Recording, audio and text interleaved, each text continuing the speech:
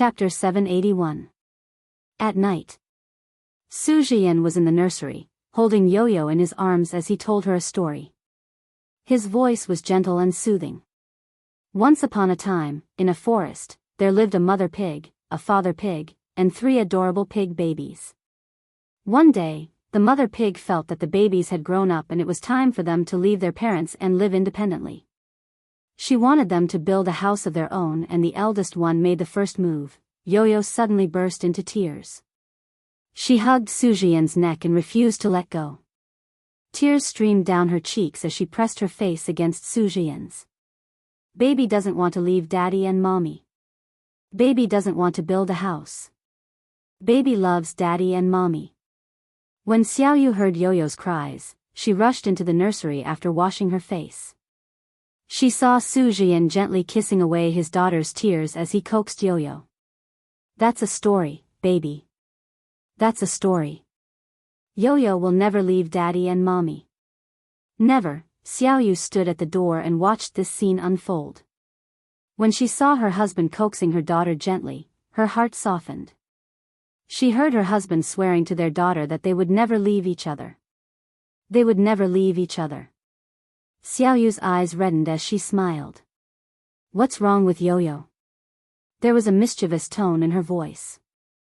She sounded like a children's show host who was in her 30s or 40s. A group of children would surround her and call her sister. Then, she would use her sweet voice to get closer to the children. Her mischievous tone was filled with gentleness. Xiaoyu had never imagined that she could be so gentle. When she saw the child being born on the first day, she opened her eyes weakly and watched as the doctor held the child up. It's a girl. A very beautiful girl. At that time, some of the blood on Yo-Yo's body had been wiped off. However, there were still some bloodstains. Xiaoyu watched as Yo-Yo kicked her limbs and closed her eyes. Her cries were clear and crisp. Xiaoyu had never felt that there was such a voice in the world. It was so mesmerizing and it surpassed all other voices. Xiaoyu had heard children crying in the past, but she did not like it. However, when she heard Yo-Yo's first cry, she thought that she had been moved by Yo-Yo's cries and was moved to tears. Later on, she could not hear the sounds clearly, but she always remembered that this was her child. Every piece of flesh and blood in this child's body was supplied by her. Invisible to the naked eye, the jingzi and ovum collided with each other in her body, turning into small pieces of flesh the size of fingernails. Then, they grew separately. Yo-Yo had small hands, legs, and a head. When she was in her stomach, she turned around and covered her face. There was a video of her playing in the ultrasound. Yo-Yo pushed her belly so high and so big that she had to bend her back when she stood up and when she sat down. She was tired, but the moment Yo-Yo landed on the ground, she felt that her tiredness was all worth it. Now that she had Yo-Yo, her gentleness was born from her bones. She had never been so tolerant and patient, even if that child had made her angry countless times and made her so angry that she wanted to hit her. However, she still held it in. She thought that this was her child, a child created by her cells. How magical. Although this child was infuriating, she thought that sometimes she would smile at her with a face full of innocence and innocence. Xiaoyu finally understood that the purest thing in the world was not the air in Shizong, not the cloudless sky, and not the distilled water. It was the child. It was Yo-Yo who had been cleansing her soul, making her feel no more hatred and resentment. It made her realize that there was a kind of sacrifice that did not care about returns or consequences. It was selfless and without resentment. Mommy, Yo-Yo hugged Su Jian as she looked at Xiaoyu with tears in her eyes. Mommy, oh, baby. Xiaoyu climbed onto Yo-Yo's bed and slept on the other side of her. She hugged Yo-Yo together with Su Jian. Baby, what's wrong? Mommy. Yo-Yo called out in her baby voice. Although a child at such a young age could occasionally speak in an orderly manner, she would also be too anxious to form words. Su Jian sighed as he patted Yo-Yo's back. His voice was gentle and pleasant. Baby, don't cry, don't cry. It's all Daddy's fault. Daddy won't tell stories like this in the future, okay? Yo-Yo is sad. Daddy will be Yo-Yo's horse. Will you be my horse? As a child, Yo-Yo suddenly stopped crying and laughed. She flipped over and tried to climb onto Sujian's back. In the nursery, there was endless laughter. The child's laughter was so wild that she could not catch her breath. Sujian crawled on all fours in the nursery that was covered with mats. He was carrying his 1.5-year-old daughter on his back, and he was even imitating a horse. Xiaoyu was afraid that Yo-Yo would fall off Sujian's back, so she supported the child and chased after them. Eventually, Yo-Yo got tired and fell asleep on Sujian's back. The screen was still playing. Xiaoyu placed Yo-Yo on the bed and covered her with a blanket. Then, he turned up the volume of the surveillance camera in the nursery. If Yo-Yo cried, the servants would be able to hear it. Sujian stood by the bed and looked at Yo-Yo's baby face. She was sleeping on her side and her face was on the pillow. One of her hands was even under her face. She looked really, so cute. Hugging Xiaoyu in his arms, he kissed her face. Xiaoyu, Yo-Yo is so cute. She held his hand and leaned against his shoulder. Then, she wrapped her arms around his neck and said coquettishly, "Okay, let's go to bed. You still have to go to the city tomorrow." "Okay," he said as he hugged her and kissed her on the lips. The next day, Xiaoyu came out of Sujian's arms. "Okay." He pulled her over and buried his head in her hair. "Xiaoyu, sleep for a while more. Jian, I'm bringing Yo-Yo to the amusement park today. You sleep first. I'll go and tidy up Yo-Yo. I'll send you there." Sujian sat up on the bed and hugged Xiaoyu's waist. "I'll send you there. It's okay. I'm free anyway. You're the one who's not free. It's so tiring to take care of the baby." "It's not tiring at all. I have a nanny. I'm going to send you there. Let's go together." Xiaoyu smiled. She really did not know what to do with him. Yo-Yo did not want the nanny to carry her. Xiaoyu always carried her when they went out. When she got out of the car, the chauffeur looked straight ahead. Sujian got out of the car and hugged the mother and daughter. "Have fun. Call me when you're done. I'll come and pick you up. I'll call the chauffeur, Jian." Xiaoyu could not help but laugh. "Don't be like this. We've been married for so long. You're always like this." Sujian shook his head. "No, no, no. We'll always be in a relationship." As he spoke, he kissed Yo-Yo. "Baby, right?" The child said in a childish voice, "Daddy and Mommy are a perfect match." "Haha. Haha." Sujian and Xiaoyu laughed together. "Who taught you that?" Sujian laughed until his stomach hurt. As he touched Yo-Yo's face, he could not help but kiss her again. Little Bao was really cute. "Auntie." Sujian looked forward and saw the auntie who had just come out of the passenger seat. She was carrying a lot of bags. Sujian smiled and said, "Sister, starting from this month, I'll give you a raise." Xiaoyu carried Xiaoyu as the auntie queued up to buy the tickets. The amusement park was located near the city. There was a lot of traffic here. Many people brought their children to play, so there was a lot of traffic. Many people had to queue up for an hour. Yo-Yo pointed at the car and said to Xiaoyu, "Mommy, red. Mommy, black. White. Silver." Xiaoyu slowly agreed. "Baby, you're awesome. What's the color of the lantern on the tree?" "Red." "What's the color of the pot of flowers?" "Purple." "Baby, you're awesome. What's the color of the car?" "Orange." In the middle of the traffic, a black car was blocked by many cars.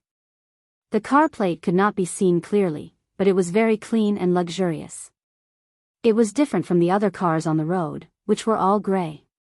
Xiaoyu stood in front of the ticket counter in the amusement park. She was carrying her daughter and talking to her about the colors. Her face was gentle. The autumn wind blew, and her silky hair was fluttering. Today, she was wearing sportswear. It was a matching outfit with YOYOs. It was pink. She liked these colors. She would wear all the colors that were suitable for Yo-Yo. The mother was young and beautiful, and the daughter was beautiful. Such a pair of mother and daughter would always attract attention. The black car was so dark that one could not see what was going on inside. However, there was an even darker shadow in the back seat. It looked like the outline of a person. Xiao Yu kissed Yo-Yo on the cheek. Reward, baby. Madam. The housekeeper came out of the crowd with the tickets. She raised her hand and waved at Xiao Yu's back. Madam, the tickets are ready. Oh, let's go and play. Let's go and play. Xiao Yu carried Yo-Yo with her other hand. In the black car, the handsome man's slender eyes stared out of the window.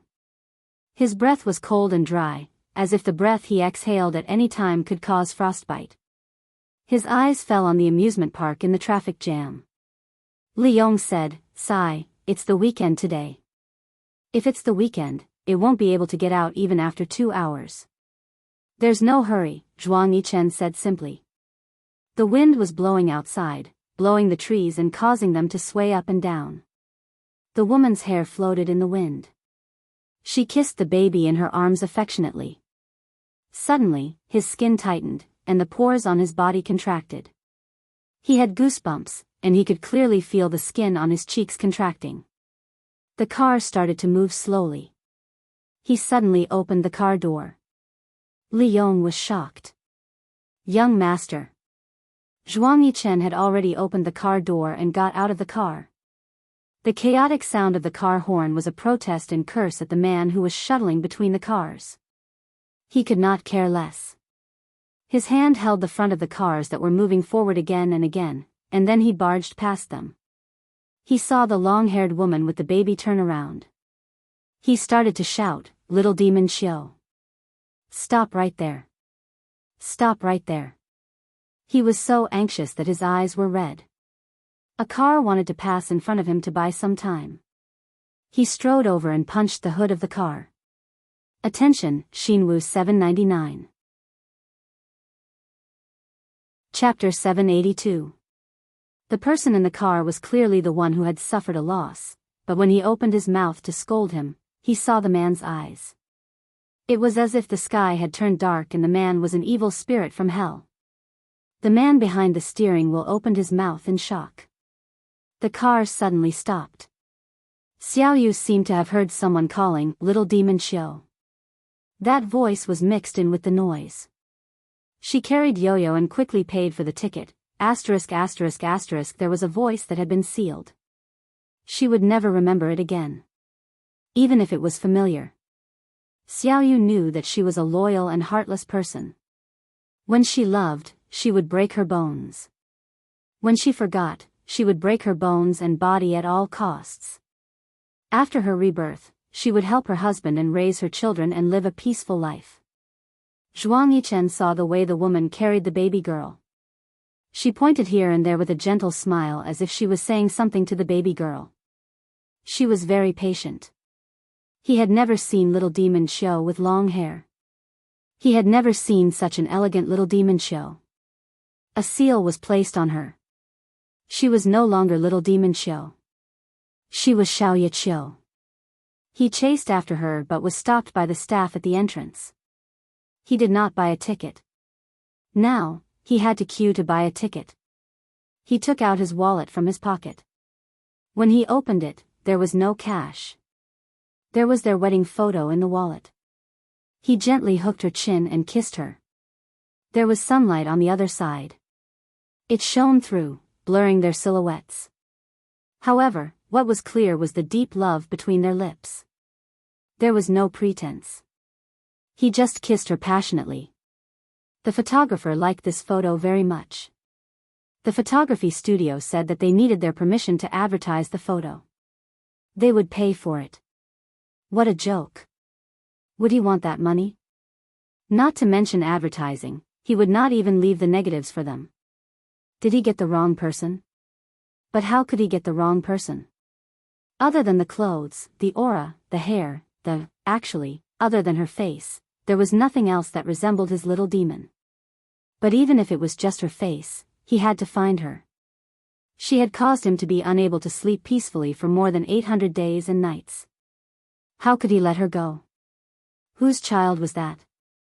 He clenched his fists tightly. The person carrying the bags looked like a nanny. Did she hire a nanny? He didn't dare to think in that direction. He just wanted to find her and wait until he found her. The sun had risen high in the sky. The sun in the south was always unbridled, even in autumn. This was different from Sea City. The sun was already setting in the west. It hung in the distance, growing redder and redder, smaller and smaller. As the night approached, he stood at the exit and looked at everyone who came in through the exit. He had been standing for a very, very long time, but he didn't feel tired at all. The child with a childish voice shouted happily, "Daddy! Daddy!" He had no interest in paying attention to it. But she heard a woman's voice. She shouted, "Zhiyan, we're here. Daddy! Daddy!" Zhuang Yichen looked in the direction of the voice and saw her waving in front of her. Before he could see who she was waving to, he rushed over without hesitation. After rushing over, he hugged her in his arms. Together with the little girl in her arms, he hugged her in his arms. He had thought countless times that if he saw her, he would definitely kill her, torture her, scold her, and hit her. But in the end, he just hugged her. When he hugged her, his whole body twitched. He couldn't smell the familiar scent. She didn't wear Chanel perfume, and there was no powder on her face. She didn't wear makeup, and she didn't even use foundation. There was only a faint smell of skincare products on her face. It wasn't Lancome, and he couldn't smell anything else. Little demon. He hugged her. His nose had already lost its function. He didn't dare to open his eyes. He was afraid that he would lose his sight and not recognize her. He didn't dare to scold her, hit her, kill her, or torture her. He was only afraid that if he said something harsh, he would lose her again. He just called out softly, "Little demon." The little girl seemed to have eaten a strong explosive. She pushed Zhuang Yichen with all her might. "Let go. Let go. What are you doing?" When Su Jian noticed that something was wrong, he had already rushed over. While Zhuang Yichen's divine sense was still in a daze, he was pulled away by two people who looked like bodyguards and shoved away. He saw the gentleman carefully caressing her head, her face, her shoulders, and the baby girl in her arms. "Daddy, Daddy. Oh, Daddy is hugging Yo-Yo." While he was still stunned, he saw her holding the man's arm.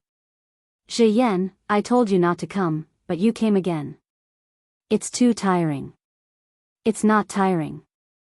How can I not worry when my wife and daughter are outside?" As he listened to the conversation, he suddenly realized that his ears had become extremely sensitive for a moment, but when he heard the man say, "wife and daughter," his ears began to go deaf. He could not hear the buzzing, he could not hear anything clearly. He rushed up and shouted, "Little demon Xiao. Stop right there." When he shouted, he didn't realize that his voice was so domineering. No matter how many people there were, he rushed up without a care. He couldn't let her, she ran away just like that. She didn't even look at him. Just like that, she snuggled into another man's arms and left with the man with a child. He couldn't let her go. Why didn't she look at him? Did she not want to? Did she not want to? Or did she not dare to? "Sir. Please conduct yourself with dignity." The people who stopped him were probably the men that the man had brought. He saw that she finally looked back at him. Her eyes were clear and bright. "Sir, you've got the wrong person." He looked at the man beside her and patted her shoulder comfortingly. "Let's go." "Okay. Little demon Xiao. Don't you dare run again." He was stopped and pulled. He wanted to hit her, but he was trapped and couldn't use his strength. He could only raise his voice and shout at her. At this time, the crowd in the amusement park was about to disperse, but because of this incident, it attracted a lot of people to come and watch. Little demon don't go, his eyes were already red. He raised his leg and kicked the people who were pulling him. Then, he raised his fist and threw the two people down. When he rushed over, the man who was protecting her punched him and threw him down. He didn't feel any pain and didn't want to get even with the people who hit him. He just fell to the ground and looked up at her. He was afraid that he would miss the flash of heartache or something else in her eyes. However, he couldn't see anything. He only heard her say unhappily, "Sir, my husband is a very cultured person. You really went too far for him to get involved. I'm not someone you know." Su Jian's clenched fists were trembling. He only felt relieved when he put his arm through another hand. He took Yo-Yo from her arms and carried her in his arms. "Baby, go home with Daddy and Mommy." The crowd had already dispersed. He stood up when he saw those people walking towards the parking lot. Xiaoyu was warm. "Is your hand hurt?" she asked Su Jian softly. "It's fine. What do you want to eat tonight?" She didn't say anything, so he didn't ask. Since she didn't say anything, he couldn't ask. He didn't dare to ask. They ate dinner in silence. Yo-Yo was always able to liven up the atmosphere at the table. "Daddy, Mommy." These few simple words from her mouth were enough to make the adults happy. They returned to the villa in the suburbs. Xiaoyu didn't like living in the big city. She used to live in Qing County. However, after they got married, Su Jian asked her to move to the suburbs outside the city. It was not in the city and it was quiet. Moreover, if she didn't move out after getting married, the Su family would have something to say. There were some bugs outside the villa. It seemed that they hadn't used up all their energy and wanted to vent. Late at night, on the bed in the bedroom on the second floor, Su Jian turned to his side and stroked Xiaoyu's hair. "I'm going to sleep in the guest room." "Jian, have you forgotten? We're husband and wife." Xiaoyu pulled him and hugged his chest. "Yes, I haven't forgotten." "Xiaoyu, how could I forget?" He hugged her and hugged her tightly. How could he forget that they were husband and wife? She was the wife that he loved dearly and he was the husband that she relied on. "I want to move." He didn't ask for the reason. Instead, he answered eagerly, "Okay, where do you like?" "We'll move immediately." Outside the villa, there was a black car parked outside. The man sitting in the car seemed to be extremely cold, because his fists were clenched tightly and he was trembling from the cold. "Uncle Lee, hurry up again. Why haven't you found anything yet?" "Young master, please wait for a while. The information should be sent over soon." Zhuang Yichen closed his eyes. He couldn't look at the villa outside the car window. There were lights and people. Someone shouted, "Sir, Madam, Miss is back." Indeed, she had found her way out. Indeed, she had found her way out. However, she had left him in a dead end. How could she do that? She was trying to drive him crazy. When the information was sent over, Li Yong read it out loud. Su Jian, the young master of Su's jewelry. Currently, all the high-end shopping malls in the country have Su's jewelry counters. He has his own jade processing base in Yunnan and a diamond factory in South Africa. He's on the wealthiest list. Before he could finish, Zhuang Yichen interrupted him. He rarely showed his temper in front of Li Yong. "Don't read me these useless things. I want to know when he got together with Qiu Xiaoyao. And that child." Zhuang Yichen had a glimmer of hope. That child might be his. He couldn't tell the age of the child, but he stubbornly thought that the child was his. No matter how she found the exit, the child was his. Jiang Xiaoyu married Su Jian in April 2010. Daughter Wu Yu, born in March 2011. Blood type, type 0, Jiang Xiaoyu. She had actually changed her identity to avoid him. Zhuang Yichen counted silently in his heart. He counted the days. She left in March and gave birth to the child in March of the following year. It had been a whole year. She had only been pregnant for 10 months. It had been a year. How could it be his child? He was naive enough to want to lie to himself. She loved him to such an extent. Perhaps she had given birth to a child for him, but his heart began to feel like it was being sliced apart. He punched the back of the front passenger seat. When he punched again, he shouted, "Little demon Xiao! How dare you give birth to a little bastard outside? I'm going to kill you. I'm going to kill you." He screamed again, his whole body convulsing. He fell down along the back of the chair and onto the seat cushion. After a while, he finally couldn't scream anymore. He covered his face and muttered in a trembling voice, "Little demon. Little demon, attention, Xinwu 799. Chapter 783. Although Zhuang Yichen's heart was filled with grief, after experiencing countless disappointment and despair over the past few years, he was able to keep his cool. In the past, when he couldn't find her, he could always comfort himself by telling him to wait and see. Now that he had found her, he couldn't act on impulse and do something that he would regret. That night, Zhuang Yichen arranged for people to guard the Su family's villa in the suburbs. He left for Haiqing himself. He told Jiang Zhao over the phone that he would meet him face to face. Those two short words already concealed the turmoil in his heart. When he arrived at Jiang Zhao's house, Jiang Zhao led him upstairs. He thought of Jiang Zhao's twin sons, and his heart swayed. If Xiaoya hadn't left with such hatred, his children would be about the same age as these two. Therefore, even though Zhuang Yichen was usually indifferent to everyone, he liked Jiang Zhao's twin sons very much. Every time he hugged them, he always felt very sad when the children kissed his face. At this time, the two little guys were also asleep. When he followed Jiang Zhao into the study, he couldn't help but glance at the nursery. Jiang Zhao patted him on the shoulder. "The two little guys are too tired from playing. They fell asleep long ago. Children sleep early and grow taller. With ye heirs and my height, they can't sleep well and won't be short." Zhuang Yichen gave a rare smile. "I hate it when you're showing off.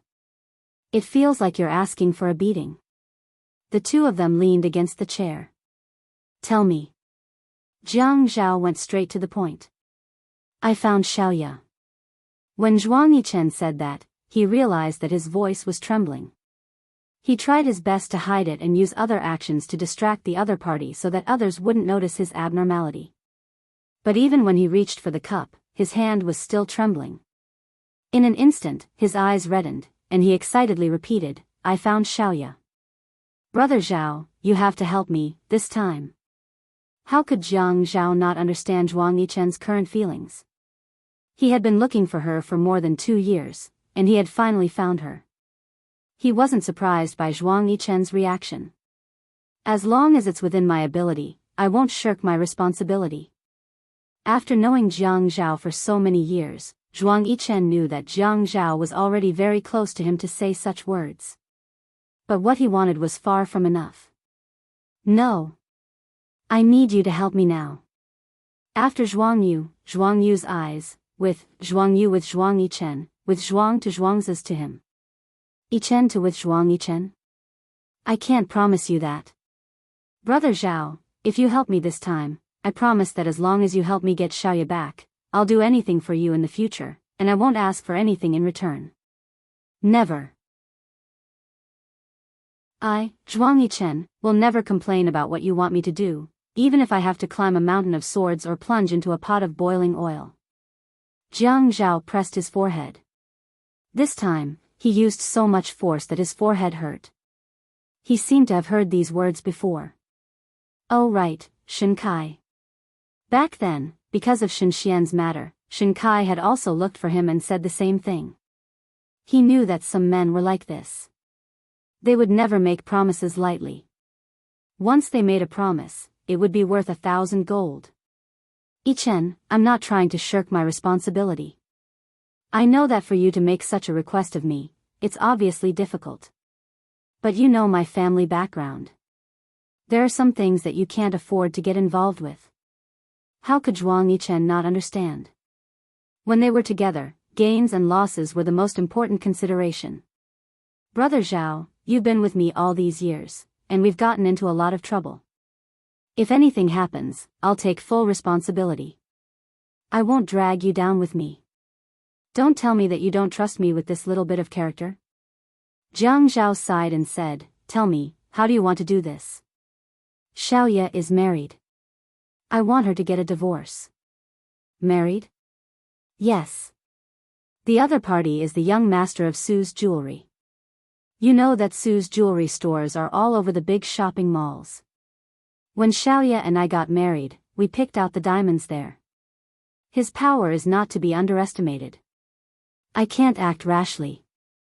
But you have the ability to help me create a disturbance in the Su family. Yichen, have you considered the possibility that Xiaoya and the young master of the Su family have feelings for each other? Zhuang Yichen shook his head coldly and said, I don't care. Even if there are feelings, they have to be broken. Jiang Zhao sighed and said, that's too much. He knew that Zhuang Yichen was anxious, but he wasn't that impulsive. No, the Su family has roots in the south. The Peis and the Qins have a marriage agreement. You have a good relationship with Shen Kai. Shen Xian is also the daughter-in-law of the Pei family. If you're willing to use the Pei family's connections, it won't be difficult to suppress the Su family. Jiang Zhao clenched his fist and wanted to smash it on his forehead. Wasn't he vexed that he couldn't use the Pei family's connections? Feiyu wasn't willing to marry over at all. The Qin family hadn't communicated with the Pei family and thought that time would pass. It was true that he had a good relationship with Shen Xian, but why had Shen Xian married into the Pei family? What was going on? He couldn't possibly use his sister's happiness to exchange for Zhuang Yichen's happiness. This was a problem that couldn't be compared. I don't want to use the Pei family's connections for the time being. I'll think of another way. Can you hurry up? It won't be soon. Brother Zhao, I can't wait too long. What do you want the Su family to do? The possibility of bankruptcy. That's impossible. After all, they're very powerful. However, the huge turmoil has caused the family to pressure them to get a divorce. This must be done quickly. It can't be delayed. Zhuang Yichen knew that a long delay meant trouble. The longer they delayed, the more prepared they would be.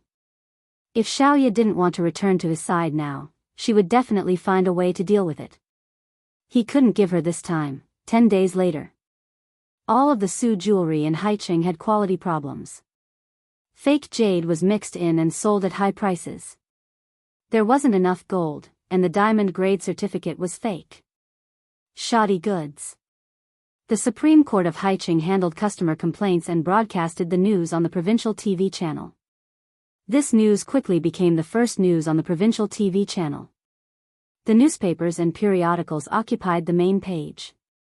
For a time, the Su family was in danger. They also regretted it. The chairman of the Su family was listening to the phone with his eyes closed. The man on the other end said lazily and confidently, I just want your son to divorce Jiang Xiaoyu, and this matter will settle down. Zhuang Yichen knew that he couldn't go out and force Xiaoya. He had to wait for her to appear. However, 5 days later, he still hadn't received any news about the divorce of the young master of the Su family. He couldn't sit still anymore. He knew that she was so heartless. She was going to treat him like how she treated Kang Yun, but he wasn't Kang Yun. Kang Yun was already married, but he wasn't. He didn't believe that he couldn't find her in this lifetime. If he couldn't find her in this lifetime, he would be single. Since he had found her, he wouldn't let her abandon him. He wasn't Kang Yun. He couldn't do it. Qiu Xiaoyao was his, and she could only be his. Xiaoyu was playing with Yo-Yo in the garden. When her phone rang, she thought it was Su Jian. While paying attention to Yo-Yo, she swiped the phone without looking at the screen. Jian, what's wrong? Jian? Zhuang Yichen smiled coldly. Xiaoyu was shocked for a moment. Zhuang Yichen said, hang up. The Su family is in trouble again. What trouble? Xiaoyu didn't understand. It seems like you don't know. The Su family is about to collapse, and it's all because of you. Xiaoyu rarely watched television, especially the news. She wouldn't even touch the internet.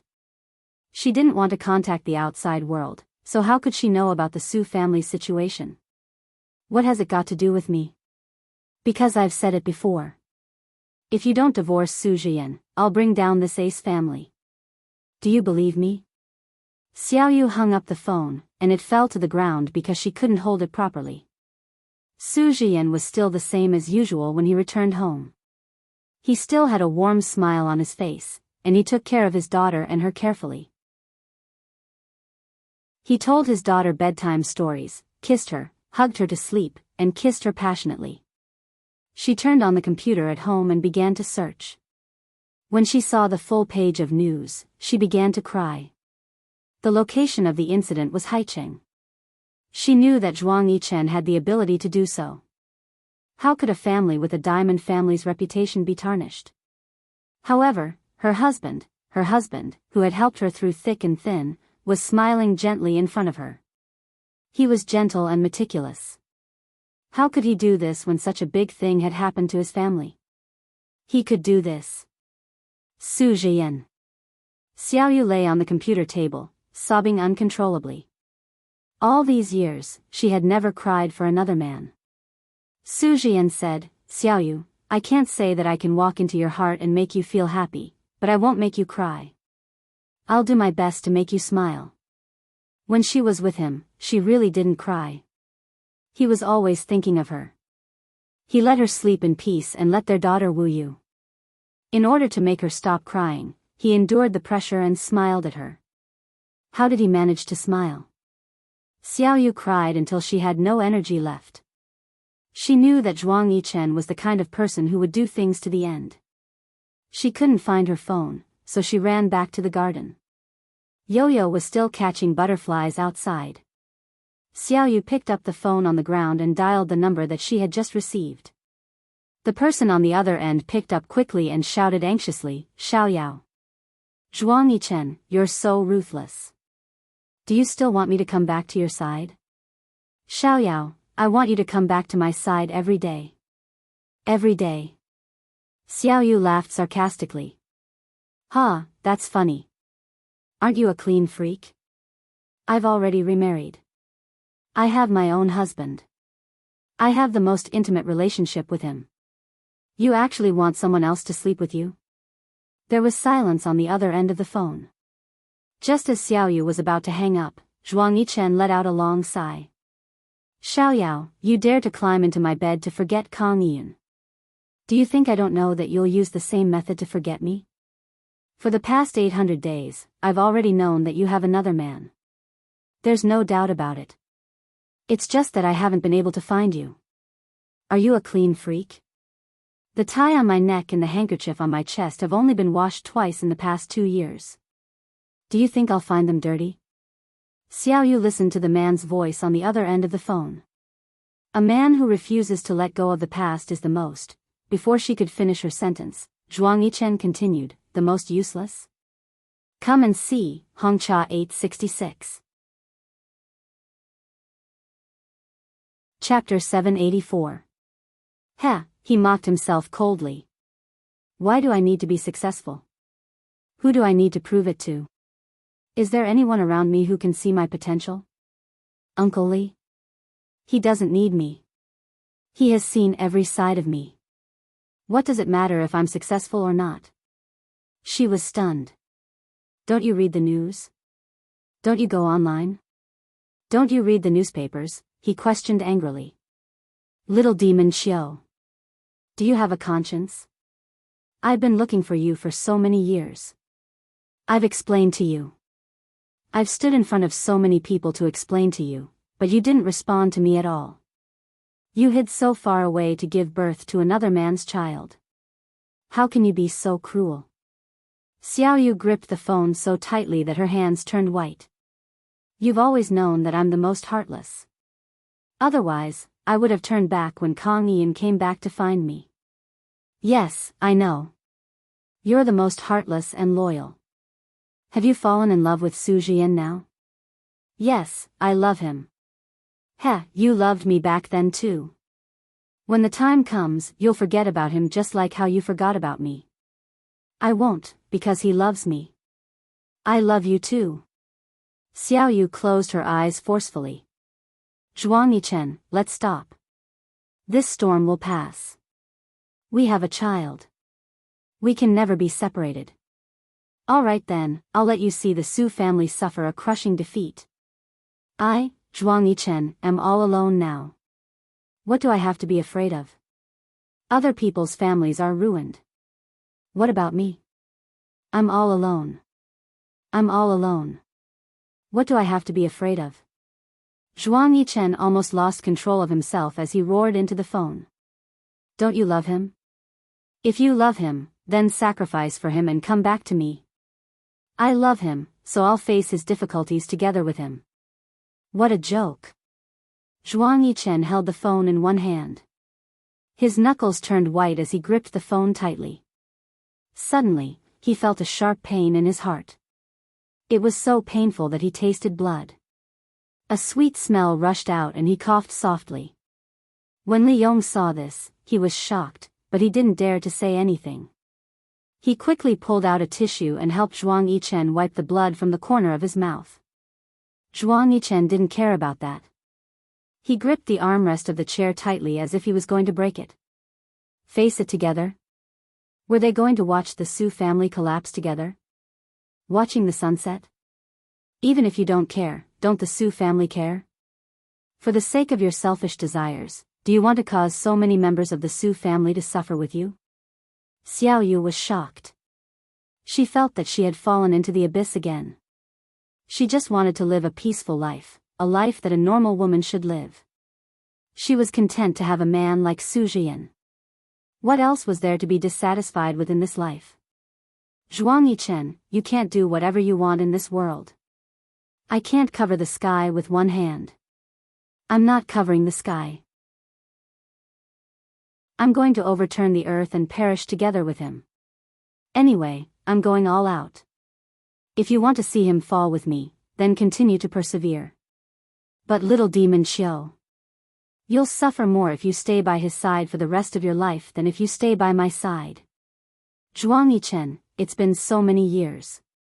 Can't you just let it go? If you really love me, then let me go and let me live a peaceful life. Can't you? Little demon. He held his forehead and closed his eyes. That kind of painful frown was just like his voice.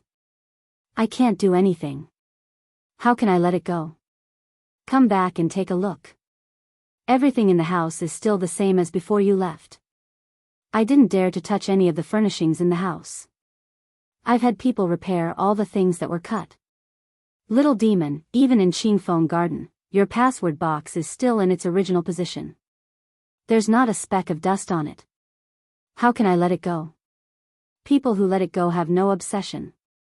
I have an obsession in my heart, so how can I let it go? Little demon, you're my obsession. I can't let it go for the rest of my life.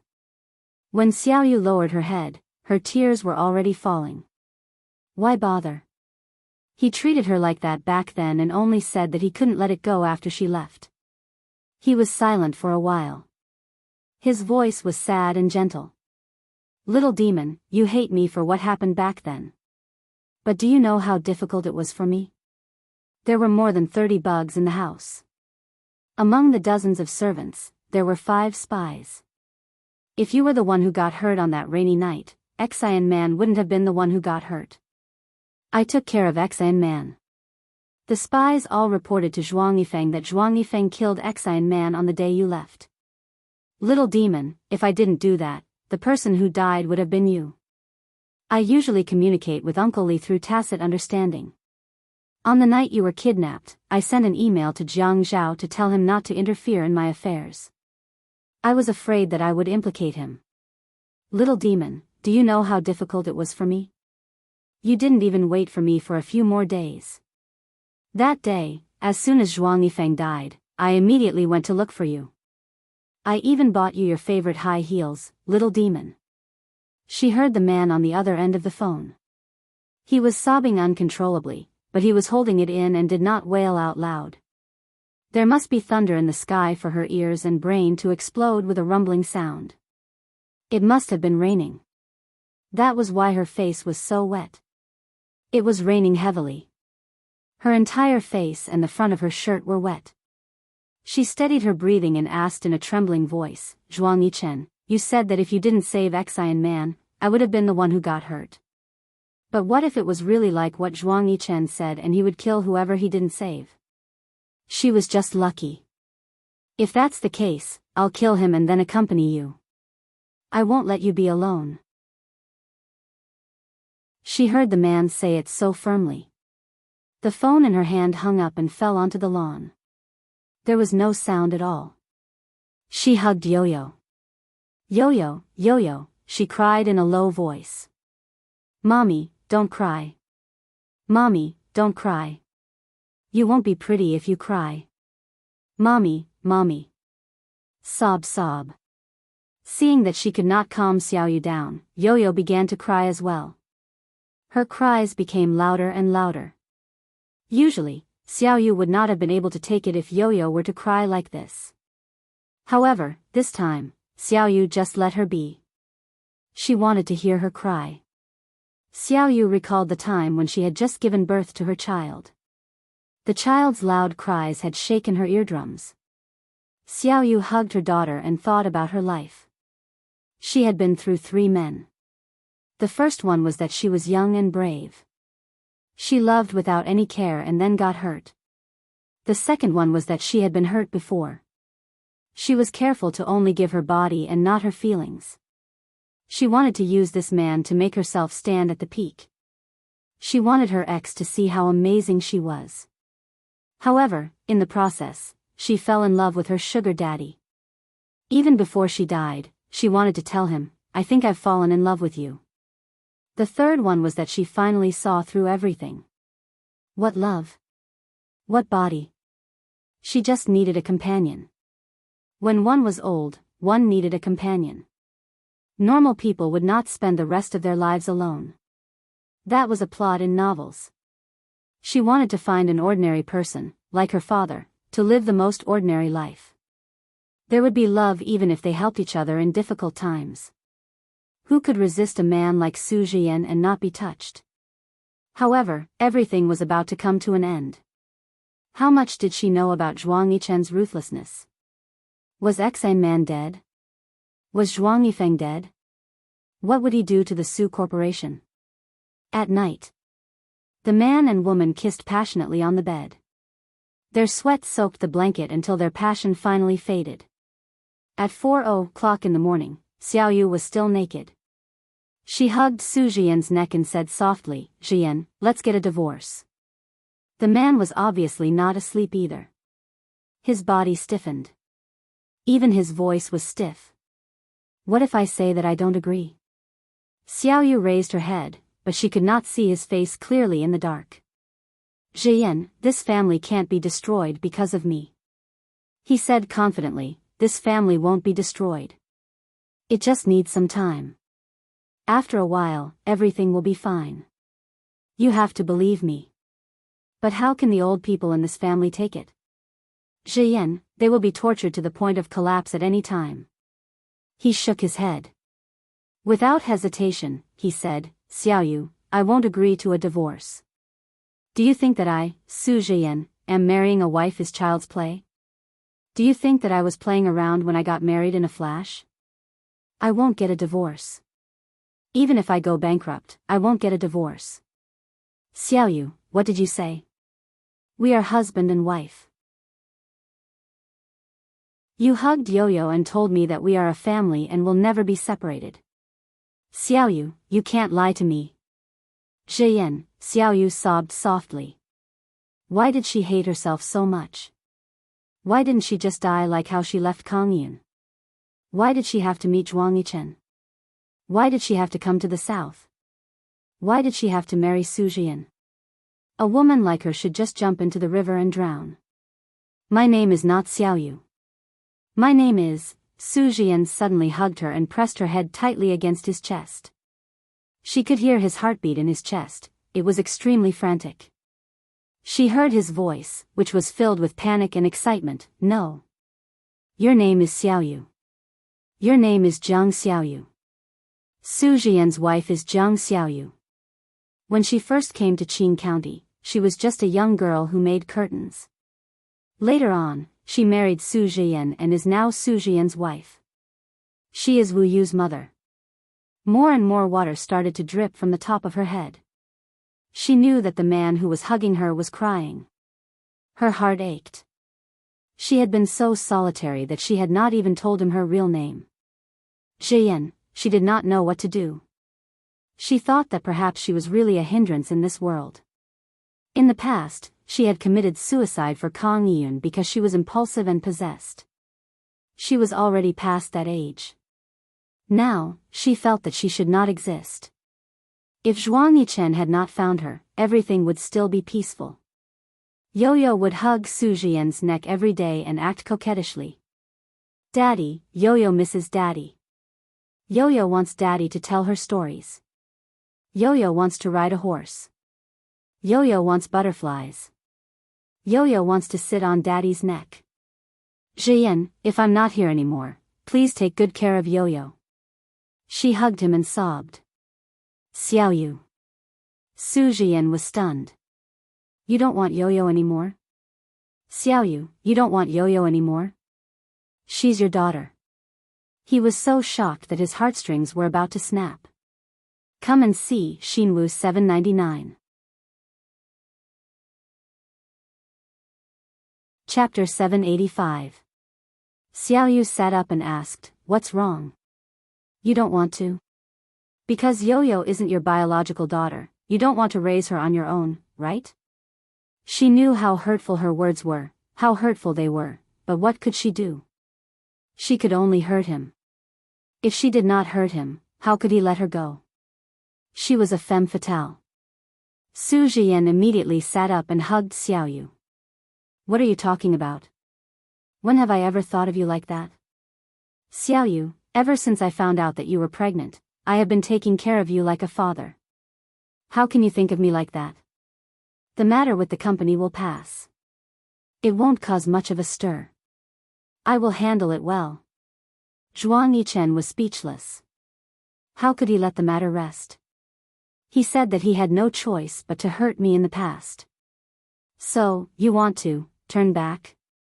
Shi Yan. Xiaoyu's eyes had been closed the entire time. She relied on her breathing and hearing to discern the man's feelings. You know that I am someone who no longer has the ability to love. Yes, I know. You said that we are family. You promised me that we will be a married couple for the rest of our lives.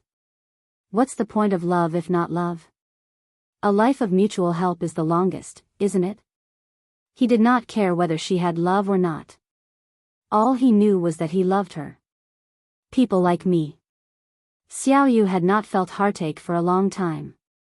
But now, her heart began to ache again. People like me who had been in a mental hospital. You are the only one who did not despise me. You even helped me to keep the child. Jian, I am actually a scourge, am I not? Su Jian caressed the tears on her face carefully and gently. He coaxed her, just like how he used to do in the past. Xiaoyu, it's not your fault. You were mentally ill at that time, but it was only temporary. You recovered after a while. You have a strong will. Everything is normal now, isn't it? He had never thought that a woman who looked so normal on the surface could be so friendly and polite to everyone. She was smart and the curtains were beautiful and exquisite. Everyone spoke highly of her. There was nothing strange about her actions, not even the look in her eyes. But such a woman had a very serious psychological problem.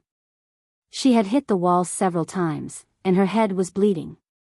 He could not describe how he saw her the next day after washing her face like a normal person. Compared to her actions the night before, he was incomparably shocked. He saw her curled up in the corner, grabbing her hair and slapping herself. She slapped herself until the corners of her mouth bled. She clenched her teeth and cried. At that time, he felt that if he stood by her side, he could protect her from the storm. When she was not sick, she called him Zheyan. When she was sick, she hugged him and begged, "Ichen, I want to get married. Marry me." Yo-Yo was an angel. He was simply an angel. This angel cured her schizophrenia. Day by day, she slowly got better. This year, she finally stopped calling him Ichen. She would snuggle in his arms and call him Zheyan. Even if she had a dream at night and he walked into her room, thinking that she was sick, she would sit up and see him. She would clearly know that the person standing in front of her was Su Zheyan. This year, his life was finally on the right track. She began to accept him. She said that although she no longer had the strength to love, she would be a good wife and grow old with her husband, as long as he didn't despise her. You do as she said. How could he mind? He had been looking forward to this day for a long time. But it had only been a few months, and she said that she wanted to leave. He wanted to run his business for the rest of his life, but she would only stay for a while. Zheyan, a man should focus on his career. Family business, family business. A man can only have a career if he has a family. Xiaoyu patted him on the shoulder. Go to sleep. Don't force me. I don't want to go crazy for a man again. She had really had enough of this life. She had died once for a man and gone crazy once for a man. It was not easy to meet a man who treated her so well. He did not care about whether she loved him or not. She thought that she was fulfilled. But she was destined not to be fulfilled. She closed her eyes and thought about it. Perhaps she was a demon in her previous life. She had violated the laws of heaven and was struck down by the gods. She had to suffer the pain of reincarnation. It was more unforgettable than being tempered by volcanoes. Now, she felt that she was better off dead. The next day, Su Zhiyan went to work very early. He asked Xiaoyu to stay at home with Gigai. He would come back early and settle the company matters. Xiaoyu only smiled and let him go to work. She hugged Yo-Yo and played in the garden. Then, she handed Yo-Yo to the servant and went upstairs. She sat in front of her desk and began to write a letter. I don't want any of you to find me. I'm very tired. I just want to find a quiet place with Yo-Yo to live. The past is the past. I don't have the strength to take it anymore. I don't have the strength to take it anymore. Please forgive me for being weak. I'm so afraid of that feeling. I'm so selfish, right? I don't want to, but I don't have the strength. I'm afraid that if I continue like this, I won't even have the strength to live. Don't look for me. Don't be like Zhuang Yichen. I beg you. Xiaoyu. Xiaoyu packed a few clothes and carried them to the basement. She knew that there was a way to the underground garage. There was a branch that led to the other end of the neighborhood. She knew that Zhuang Yichen had spies outside the villa. She knew that her existence was a disaster. But she still had Yo-Yo. She could give up on anyone but Yo-Yo. She did not want to touch any man in this lifetime. She had nowhere else to hurt him. Xiaoyu got out of the taxi and carried Yo-Yo. There was milk powder and some clothes in her suitcase. She carried Yo-Yo with one hand and pulled her suitcase with the other. She anxiously walked towards the airport entrance. Please give me a ticket to Beijing and a ticket for the baby. She thought that if she wanted to find someone in Beijing, Guangzhou, and Shanghai, it would be like looking for a needle in a haystack. She would find a job and hire a nanny to take care of Yo-Yo. Then, she would live a good life. Please wait a moment, the airline ticket agent behind the glass answered politely. What time do you want? The nearest one. There's still time to change your boarding pass. 3 in the afternoon. Is that okay? 3 in the afternoon? Is this the nearest one? Yes. All the other first-class cabins are full. How about Shanghai? The ticket agent was puzzled. There were people who changed their flight times. She had never seen people who changed their flight times. 10 in the morning. Xiaoyu was anxious. Then I want the one in Shanghai, she said. Yo-Yo hugged Xiaoyu's neck. Mommy, where are we going? Shanghai, baby. Yo-Yo's eyes lit up. Mommy, where's Daddy? Aren't we going to wait for him? Xiaoyu bit her lip. Baby, Daddy is busy. Let's go first. Mommy, I want to call Daddy. Xiaoyu's eyes were red and she was about to cry. She held it in. Baby, Mommy's phone is out of battery.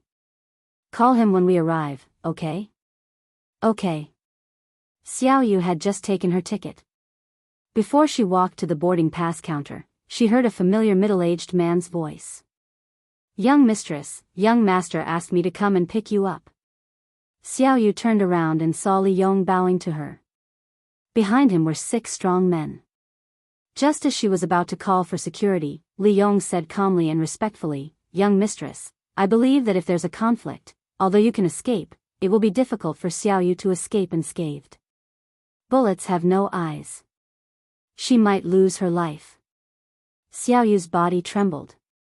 She suddenly let go of her luggage and hugged Yo-Yo tightly. Her body trembled nervously. Xiaoyu's departure almost caused Su Zhiyan to break down. He fell to the ground and the letter was spread across his face. In the past, when he saw her bleeding from her head again and again, his heart ached.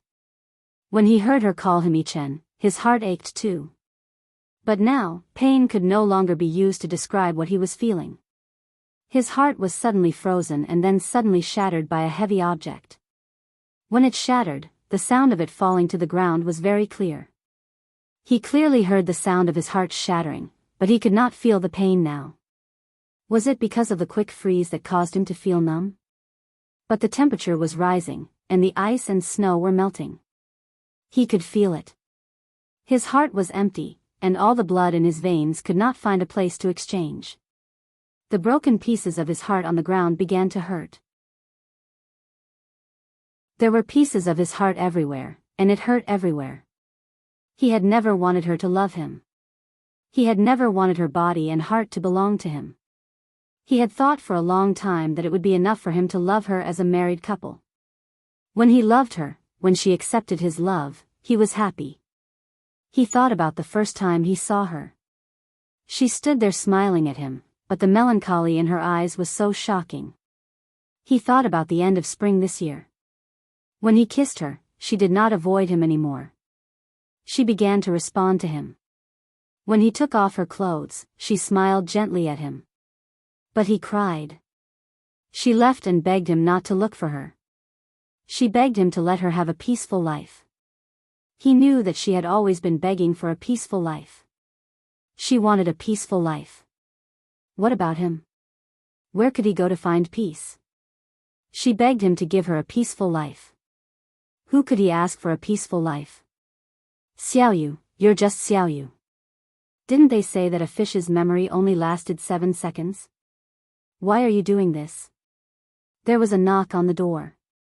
A servant said softly outside the door, Sir, there's a Mr. Zhuang looking for you. Su Zhiyan suddenly shuddered. He sat up. When he heard the word Zhuang, it was as if he could see Xiaoyu. Bring him to the study. Asterisk in the study.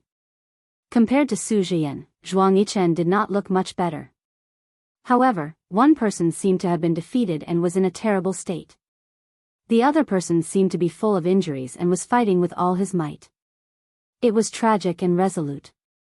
The two of them sat in the same position as if they were having a fair negotiation. There was a coffee table between them. Zhuang Yichen did not drink tea. I'm taking Xiaoya away with me. He said this calmly, but his gaze was like a poisonous sword. He looked at the man opposite him and had the urge to cut him into pieces. Su Zhiyan stood up. Where is she? You don't have the right to do that. Why? I'm talking about Xiaoya. Do you know who she is? Zhuang Yichen crossed his legs. His tone was calm and his gaze was fierce. Do you know someone called Xiaoya? Su Zhiyan's eyes flashed with panic. I don't know her. Beauty novel, Xinwu 799. Chapter 786. Zhuang Yichen snorted coldly. Su Zhiyan, you may not know who Qiu Xiaoye is, but in the past 2 years, I've made a name for myself in the business world, haven't I? I've made a name for myself in order to find a wife. How could you not know that the woman Zhuang Yichen is looking for is Qiu Xiaoye? Do you dare say that you haven't seen photos of me, Mrs. Zhuang Yichen, in the major magazines and media? If she had seen my explanation in front of the audience earlier, do you think she would have stayed? So, you've blocked my information and didn't reveal my explanation to her at all. I just found out that Xiaoye hasn't read newspapers, magazines, or television for the past few years. She's practically cut off from the outside world. You're a good husband and you fulfilled her request.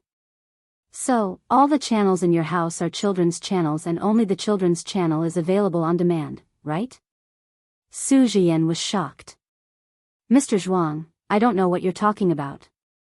Actually, you recognized me when you saw me outside the amusement park, didn't you? Zhuang Yichen sneered. I didn't come here to fight with you. She's my wife. Jiang Xiaoyu is just a fake identity. Her real identity is Qiu Xiaoye. It doesn't matter whether you're divorced or not because Jiang Xiaoyu no longer exists. Su Zhiyan's eyes were bloodshot. As he ran over, he grabbed Zhuang Yichen's shirt. Give Xiaoyu back to me. Xiaoyu? Who's Xiaoyu? I don't know. Zhuang Yichen did not fight back. I just want to tell you that you should live a good life. I'll keep this secret for you. I believe that Xiaoyu will hate you when she finds out that you've been hiding information about me for the past 2 years. However, you know very well that her mental state has always been unstable. I don't want to agitate her or make her hate you. You can live forever in her heart. I don't care. Su Zhiyan could not come back to his senses. He frowned and suddenly smiled. He let go of Zhuang Yichen and said sarcastically, You're so generous. If I had a choice, I wouldn't choose to be generous. Zhuang Yichen turned around and was about to leave when he suddenly added, I think she'll want to see you live a good life. As for the child, if you love her. Su Zhiyan was surprised. Zhuang Yichen didn't know about this? Xiaoyu didn't tell him? I'll take back my child and my wife. You and me, I'm sans. But you and me and I are. If I don't have I'm is, to be, to is. I have no parents, no elders, no relatives. The only thing I can lose is everything I have. Everything I have inside and outside is just me and all of my assets. I don't know if you can afford to lose. If you can afford to lose your entire Su family, you can fight against them and force them to marry you. But if you want to see them destroyed along with you and me, I don't mind. Su Zhiyan could see the ruthlessness in Zhuang Yichen's eyes. It was as if he was going to kill him. Crazy.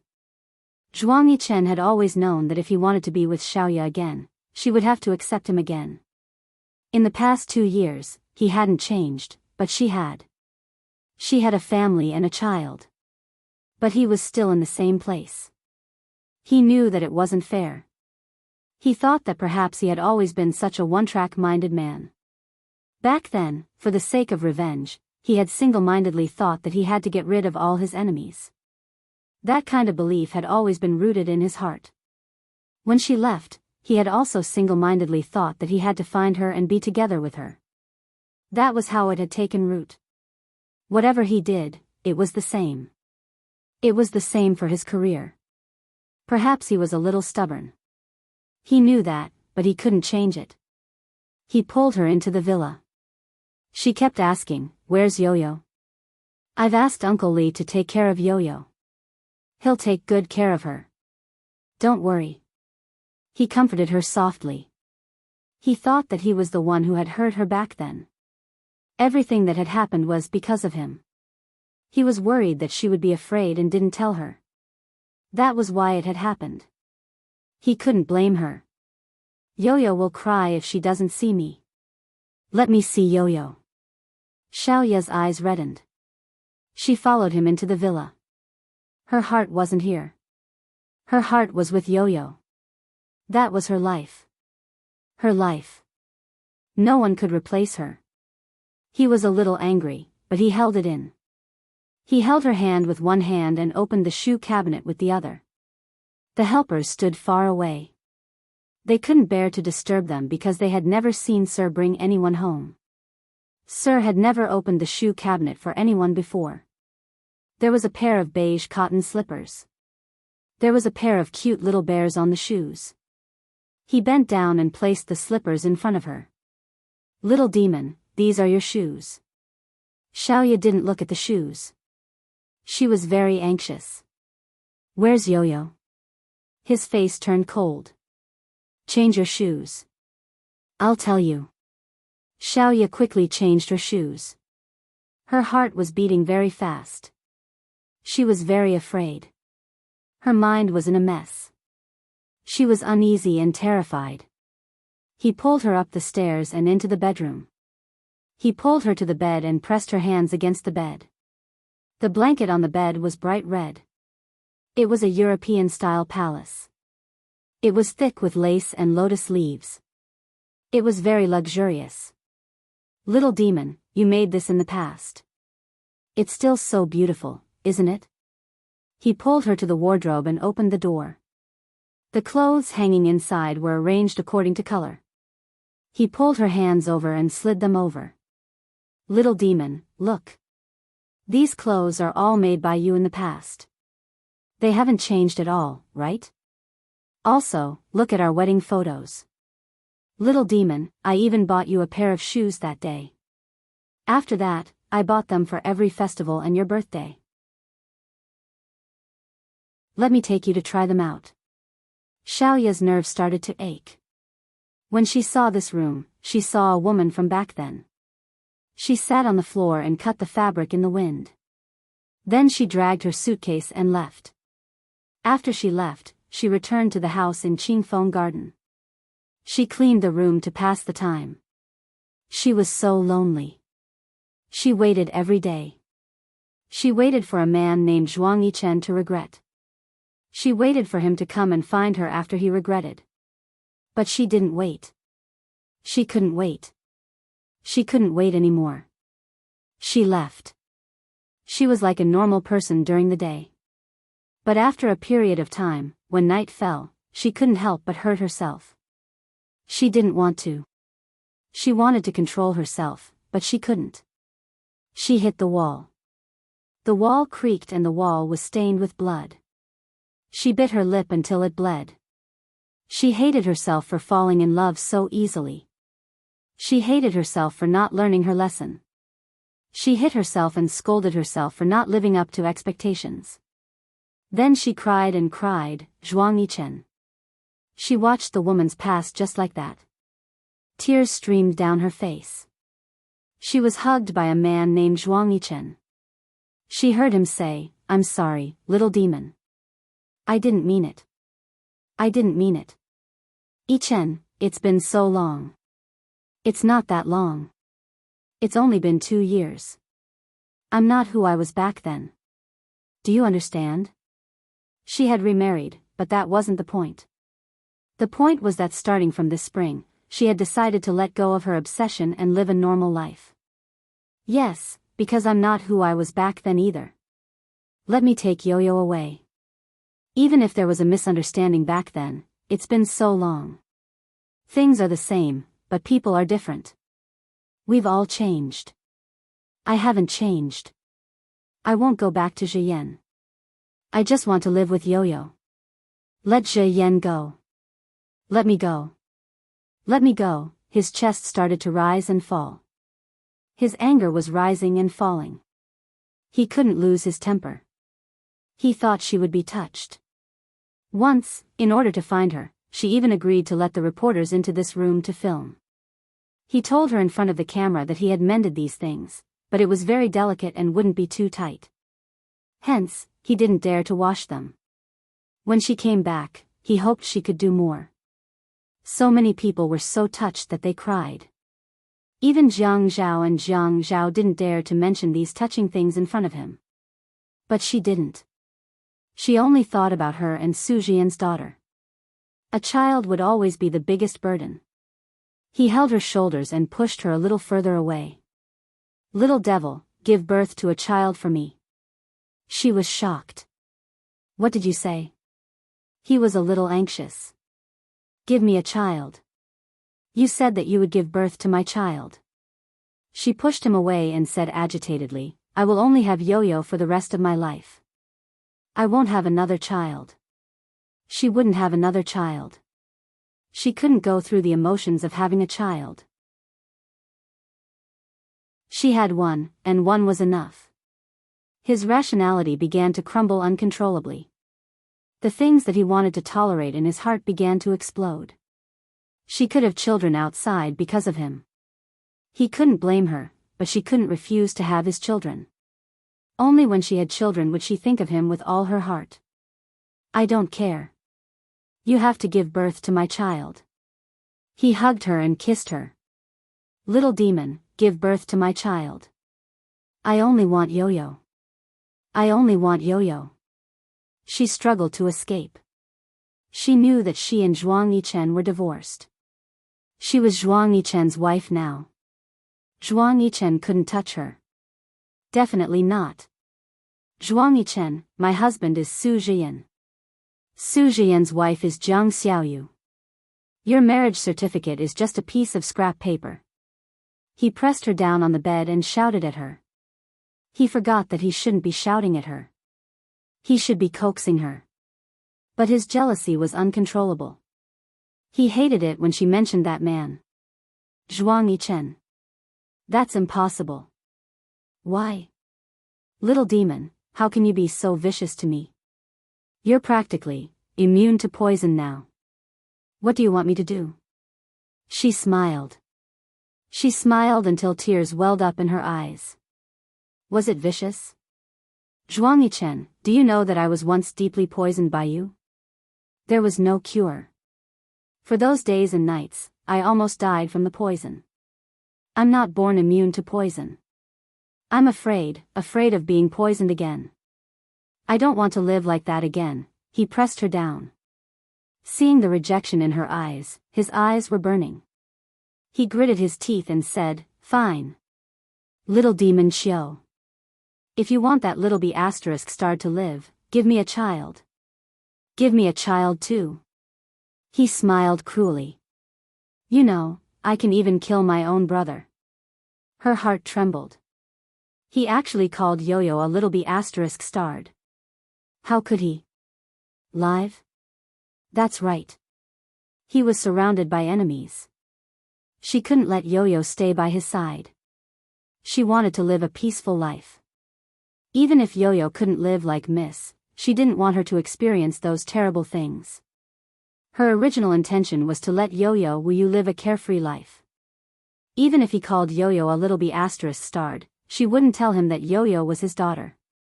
What if one day, many years later, someone hung Yo-Yo up and pointed a gun at him to make a choice? What should he do? Welfare, Xinwu 799. Chapter 787.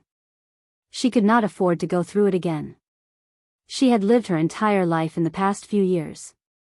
She had had enough. She did not want love or affection. She only wanted a peaceful life with her daughter. He saw tears welling up in her eyes as she shivered. He started to regret it. He hugged her and shivered as well. He hugged her a little too tightly. How did she let go? How should he learn from her? Xiao Yao, give birth to a child for me. Just give birth to a child. After you give birth, you can leave with Yo-Yo. I won't stop you. Leave a child for me. She was stunned. She was stunned. She knew what he was capable of. If he insisted on something, he would not give up. You said it.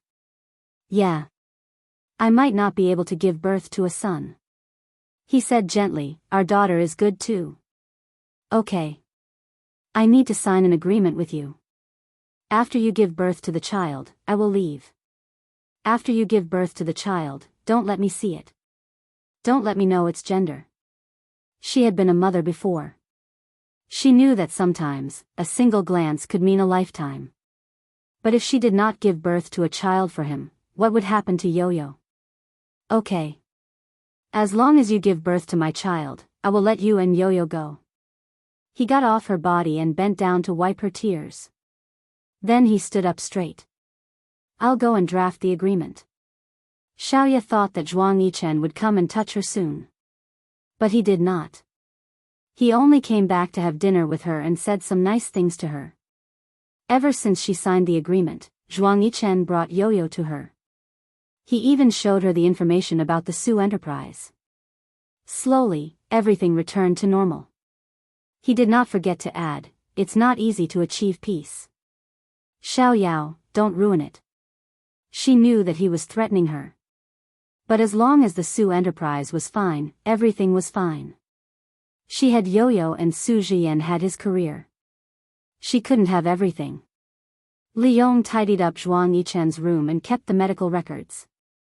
Young master, you don't have to go to the office for now. You just had the operation. It's okay. The doctor said that it's just a vasectomy. I can go back to work the next day.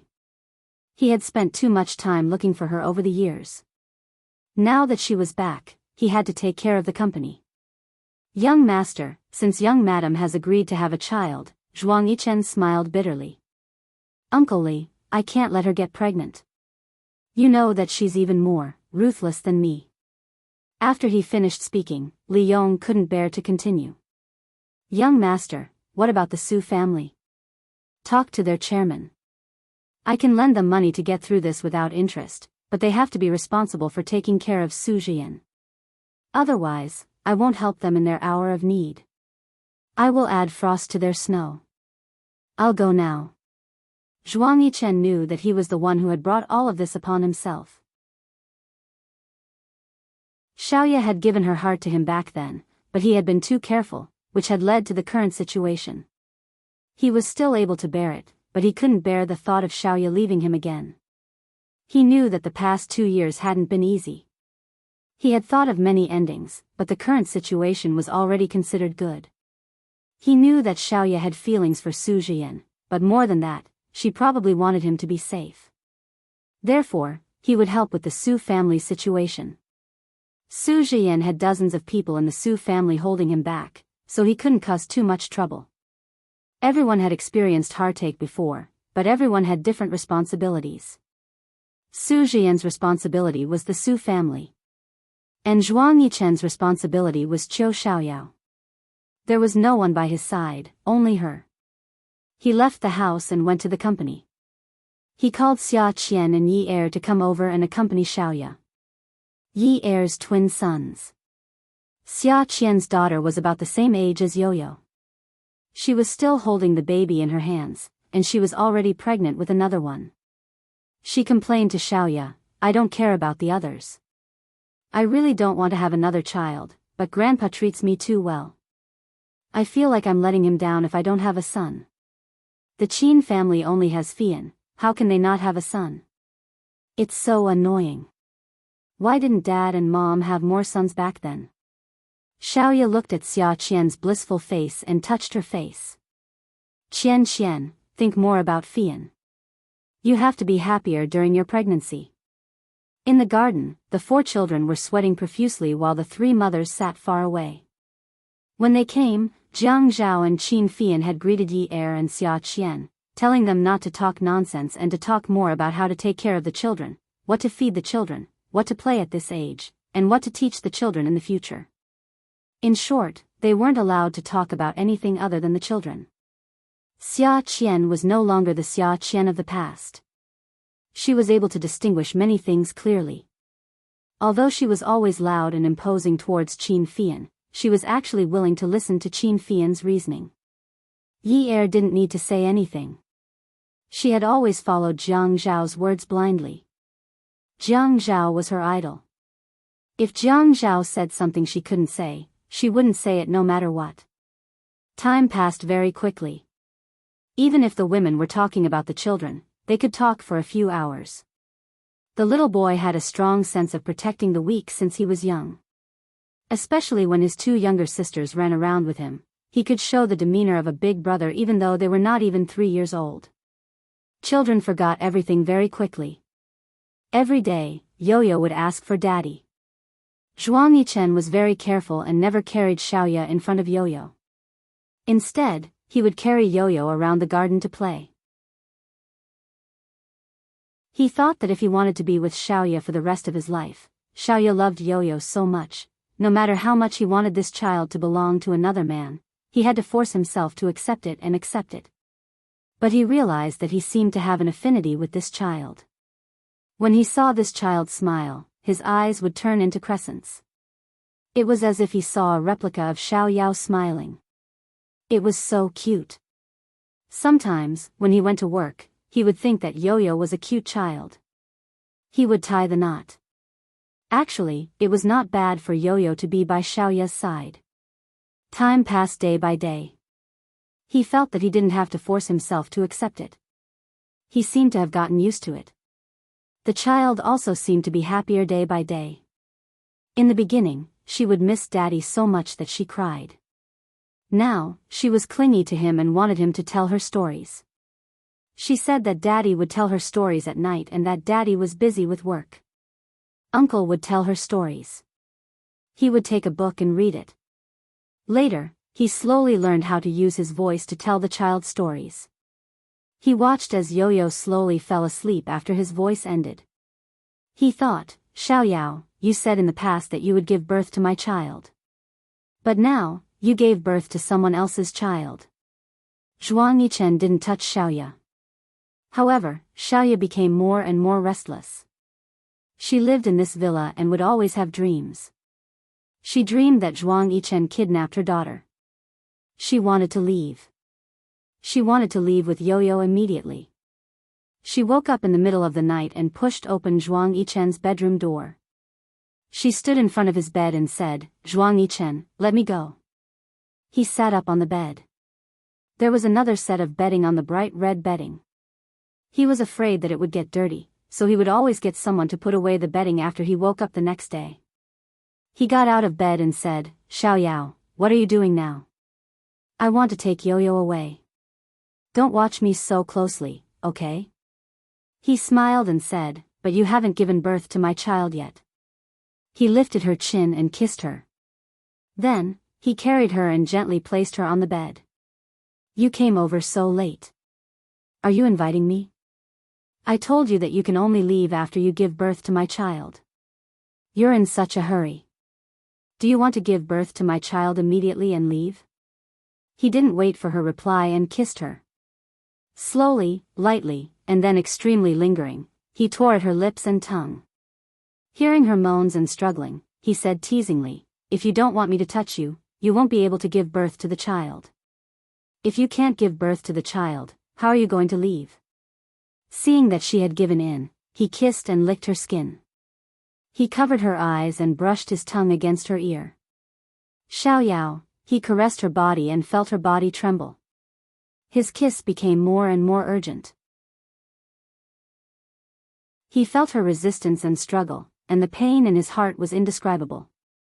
He knew that between them, they could not return to how they were in the past.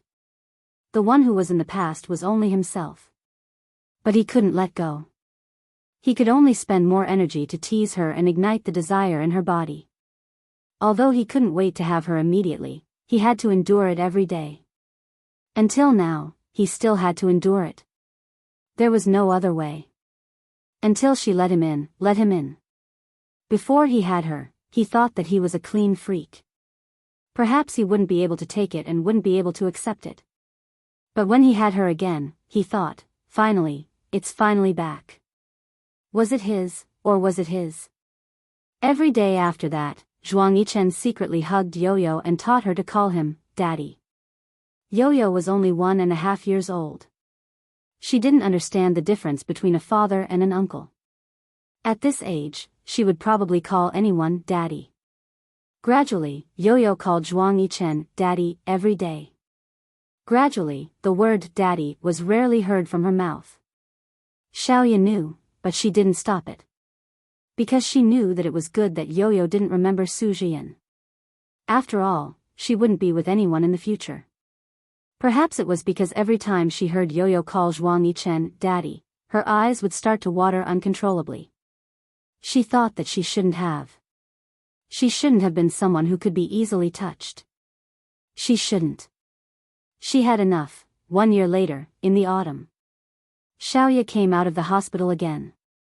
She had already gone for countless checkups. They all said that there was nothing wrong with her. Her body was normal and she could get pregnant. But she couldn't get pregnant. Madam, pregnancy is not always a woman's problem. It is sometimes a man's problem. No, my husband and I have already had a child. A man's body will change. The high pressure in society now will cause a man's survival rate to decrease. It will affect fertility. Why don't you bring your husband for a checkup? Yes. She agreed. But how was she going to tell Zhuang Yichen? It was Saturday and Zhuang Yichen brought Yo-Yo out to play. So, she could go out alone. He was always like this. If he brought Yo-Yo out, he would definitely ask the bodyguards to follow. But, if she went out alone, she could go anywhere she wanted. He knew that Yo-Yo was the string that held the kite. As long as the string was in his hands, even if there were 10 Xiaoya Chois, she wouldn't run away. With Yo-Yo, he could control her tightly. But, she didn't call the police and say that he was under house arrest. He didn't know if it was because she didn't want to sue him or because she didn't want Yo-Yo's life to be exposed. When Xiaoya returned to the villa, the helpers were very respectful to her. She went upstairs to his study room. She would go there regularly to check on Su Corporation. He was always there. Su Zhiyan had bought over an old chain of jewelry stores in the country. He looked like a gentleman, but he did things meticulously. She knew that he had always been outstanding. She thought that she shouldn't pay too much attention to him. It was fine as long as he was doing well. Attention, Xinwu 799.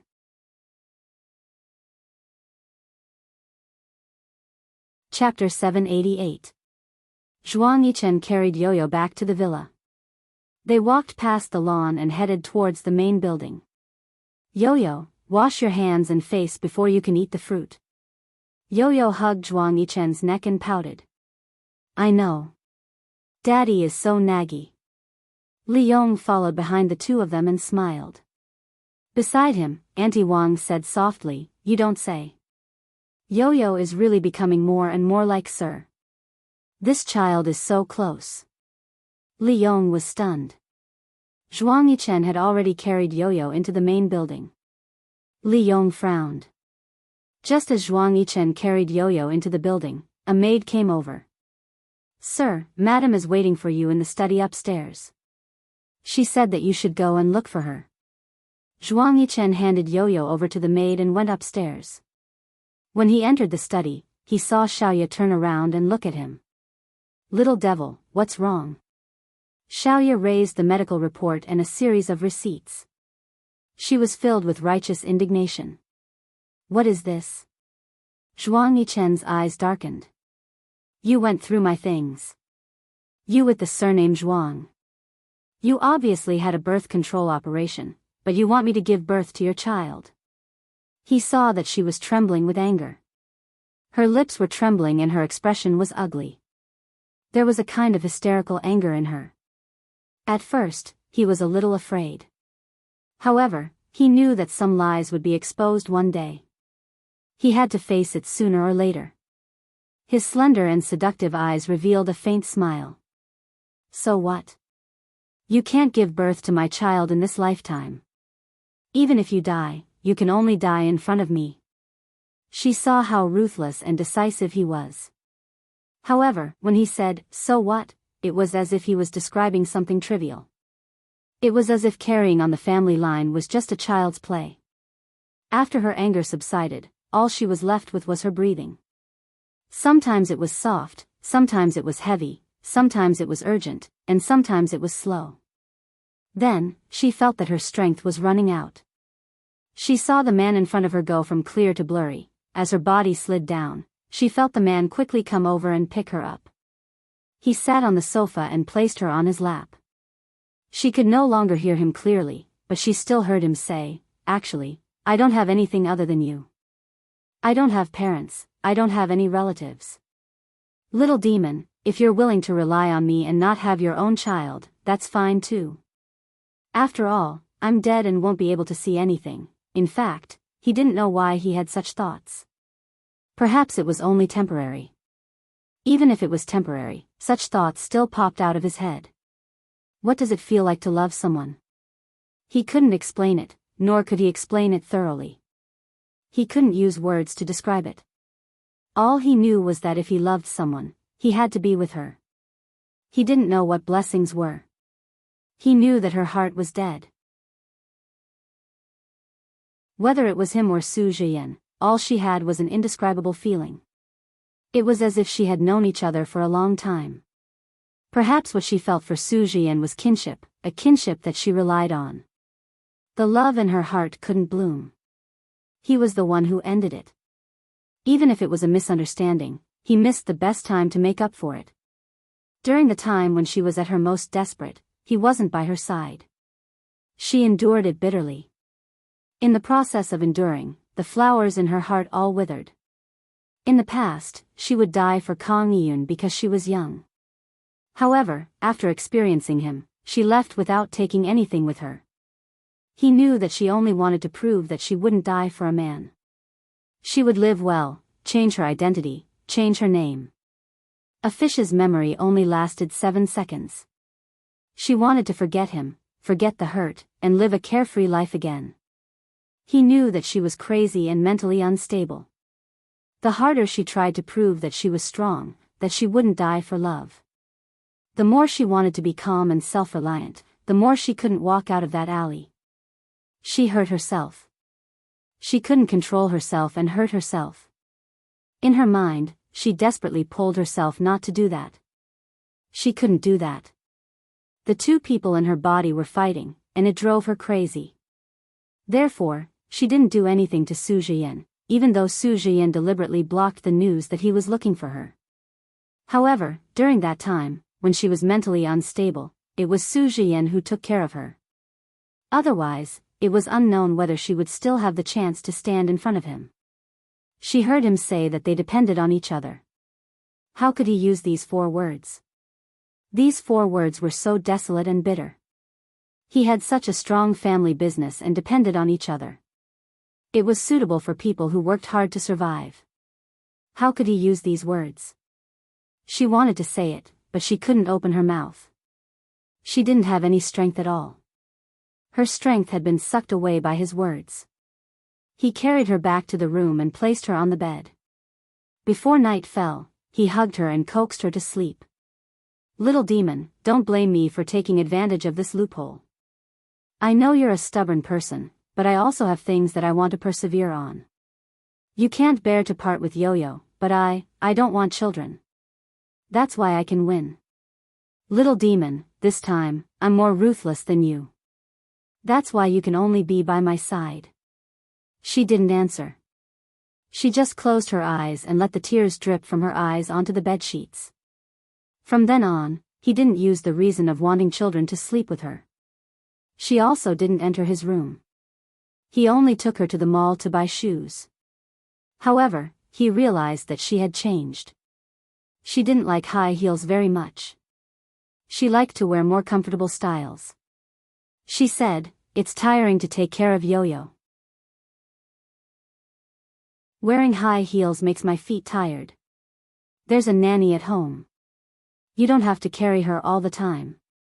The child is mine. I can only carry her for a few years. When she grows up, she won't want me to carry her anymore." He could hear the sadness in her voice. He wanted to say, "Little demon, let's have another child. You can carry your child again." However, he knew that he couldn't and didn't dare to. He wasn't as ruthless as her. He didn't dare to try. Li Yong called. Zhuang Yichen picked up the call. Then, his body trembled. His gaze landed on Xiaoya. His eyes started to redden and water started to well up. "Young master, I just got the DNA test results. Don't be so agitated. Actually, I didn't want to do this behind your back. I just heard a few servants talking about it. I was curious, so I took your and Yoyo's hair for the test. Young master, Yo-Yo is your daughter. 100%, 100%. The phone fell to the ground and the battery fell out. He looked at Xiaoya. She was looking down at the flat-heeled shoes on her feet. She was even tiptoeing as she said to the salesperson, "It looks like it's half a size bigger, but it'll be tight if it's a size smaller." The flavored bottles in his heart were all overturned. They were all overturned, and the feelings in his heart were surging uncontrollably. There must be mustard and chili in those flavored bottles. He could not control his tears and they fell. Yo-Yo was his daughter. Yo-Yo was his daughter, not Su Jian's. How could she lie to him like this? How could she lie to him and make him suffer? Those passers-by looked at him and whispered. They even pointed at him. He looked at her with a face full of tears. When she looked up and saw him, she was shocked. She quickly asked, "What's wrong?" He only hugged her tightly. She was in so much pain that she couldn't cry out. He hugged her and couldn't speak. His tears flowed freely. He lowered his head and bit her shoulder. He used a lot of force. Those suppressed sobs could be heard from between his teeth and the flesh on her shoulder. She was in pain. Her shoulder hurt. Because he was crying in front of her in public, the pain on her shoulder suddenly rushed to her heart. It hurt so much that she curled up into a ball and couldn't cry out. He carried her. She was still wearing only one shoe. He carried her horizontally and walked away. The bodyguard sensibly paid the bill. "What are you doing? Little demon, how can I repay you?" He pressed his face against hers. As he walked, he said in a low voice, "Tell me, how can I repay you?" She didn't understand. "You don't owe me anything. Why do you want me to repay you? Yo-Yo is my daughter, isn't she?" He was thinking about how she was going to give birth to Yo-Yo when she was mentally unstable. Yo-Yo was so cute, so beautiful, so smart, and so lovable. She was so stunned that she couldn't say a word. She didn't know if the water stains on her face were hers or his. The sun was always so bright. Zhuang Yichen learned how to make cakes and specially hired a pastry chef to teach him. Yo-Yo thought that he was very good. She looked at the cakes that he made. After squeezing chocolate and strawberry jam, they could turn into cute little princesses, puppies or teddy bears. She clapped her hands and said, "Daddy, you're so good. So good." He put the little cake on a plate and squatted down. "Daddy will feed Yo-Yo, okay?" "No, I want to save the cake. I don't want to eat it. If I eat it, the puppy will lose its head, tail and eyes." Yo-Yo was very disappointed. In her eyes, there was a halo of kindness. It was as if she would really hurt the puppy. "Daddy will make more for you after you eat it?" Yo-Yo shook her head. Her voice was still so childish. "Daddy, you should make watermelon, strawberries and vegetables for me next time. Puppies can't eat them. Look at how cute our ice cream is. If she sees me eating puppies, she will be sad." Ice cream was Zhuang Yichen's pet dog. Yo-Yo liked it very much. She played with it every day and they had a very deep relationship. Zhuang Yichen stroked Yoyo's head. "Okay, we won't eat puppies. Daddy will make strawberries for Yo-Yo right now." Xiaoya stood outside the kitchen and watched the interaction between the father and daughter. She turned around. She thought that even if Zhuang Yichen didn't say it out loud, Yo-Yo would still be close to him because of the nature of a father and daughter. It was the middle of winter and it was snowing heavily. The crowded crowd and the streams of traffic were all symbols of the city. By the roadside, Su Jian stood in front of Xiaoya. The snow was fluttering in the air, dancing wildly, sticking to his clothes, hair, eyes, and hair. The air he exhaled came in clumps. "Xiaoyu, come back with me, okay?" "Jian, I can't leave Yo-Yo." He smiled bitterly. "You can't leave Zhuang Yichen, right? She shook her head. I can leave anyone, but I can't leave Yo-Yo. You're trying to say that you can't leave anyone, including me, right? Yo-Yo, you're my life.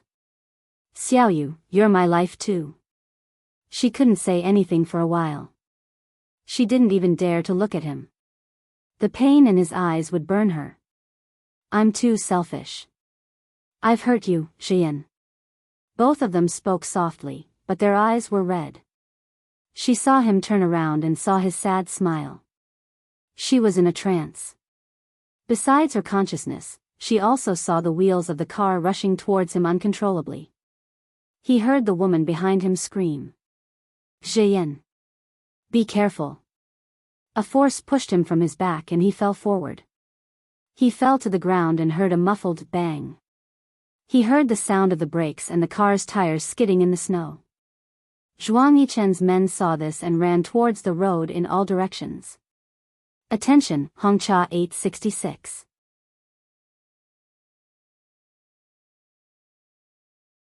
Chapter 789. Asterisk at the hospital. Blood transfusion, oxygen, cardiac pacing. Voices rang out one after another. Zhuang Yichen's fist landed squarely on Su Jian's face. Su Jian's heart was throbbing with pain and he couldn't scream even if he wanted to. Su Jian accepted it sullenly and didn't retaliate. All he could hear was the words she said in his arms. She sounded so weak and weak. Jian, if I were your life, I would give it back to you. Live a good life, get married, and have kids. I'm sorry. The only person I've let down in my life is you. Don't cry. Jian, I'm suddenly so happy. I feel so relaxed. I've never felt so relaxed in the past few years. I'm so tired, but I'm not worried. Yo-Yo has Zhuang Yichen. He will love her and take good care of her.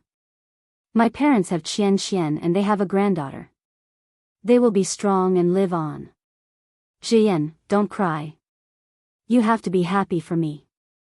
I feel so relaxed right now, so relaxed.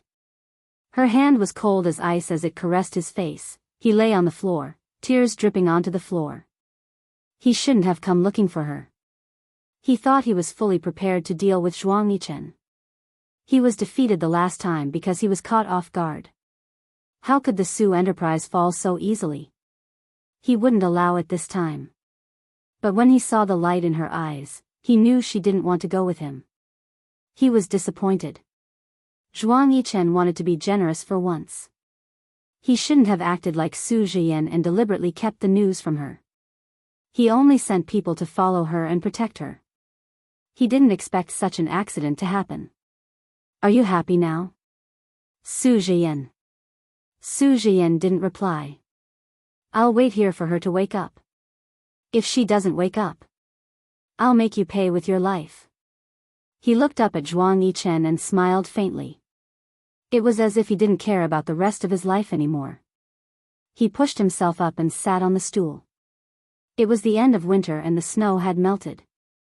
There was still the smell of medicine in the ward. The fragrance of the flowers in the vase mixed with the smell of disinfectant. It was very strange. Zhuang Yichen held the bowl of porridge and blew on it carefully before feeding it to Xiaoya. She didn't eat it. It's tasteless. He was very happy that she had woken up. He did not dare to raise his voice at all. Have some porridge before you eat the vegetables, okay? No, I don't want to eat. Then what do you want to eat? Tell me and I'll have someone make it for you right away. Zhuang Yichen, I want to marry you. I'm telling you, if you don't marry me, I'll break up with you. I'm already 25 years old. She angrily pushed his bowl away. The bowl fell to the ground and shattered. The porridge splattered all over the floor. His hand was still grasping the air, as if he was still holding a bowl in his hand. His body stiffened, and he couldn't believe it. With a trembling voice, he said, "Little demon, wait a little longer." She said firmly, "No. I still have a few more 4 years. In another 4 years, I'll be almost 30 years old. I won't wait. I'll either get married or break up. Yi Er is already married at such a young age. Even Qianqian is married. If you don't marry me, I'll find someone who's willing to marry me. Tears streamed down his face. Don't you dare. She harumphed. You'll see if I dare. He hugged her. Little demon, let's go get our marriage certificate tomorrow then. Really? Really? I'll even give you a grand wedding. I'll even give you a company and shares, okay? Really? His heart ached so much that it was about to split open.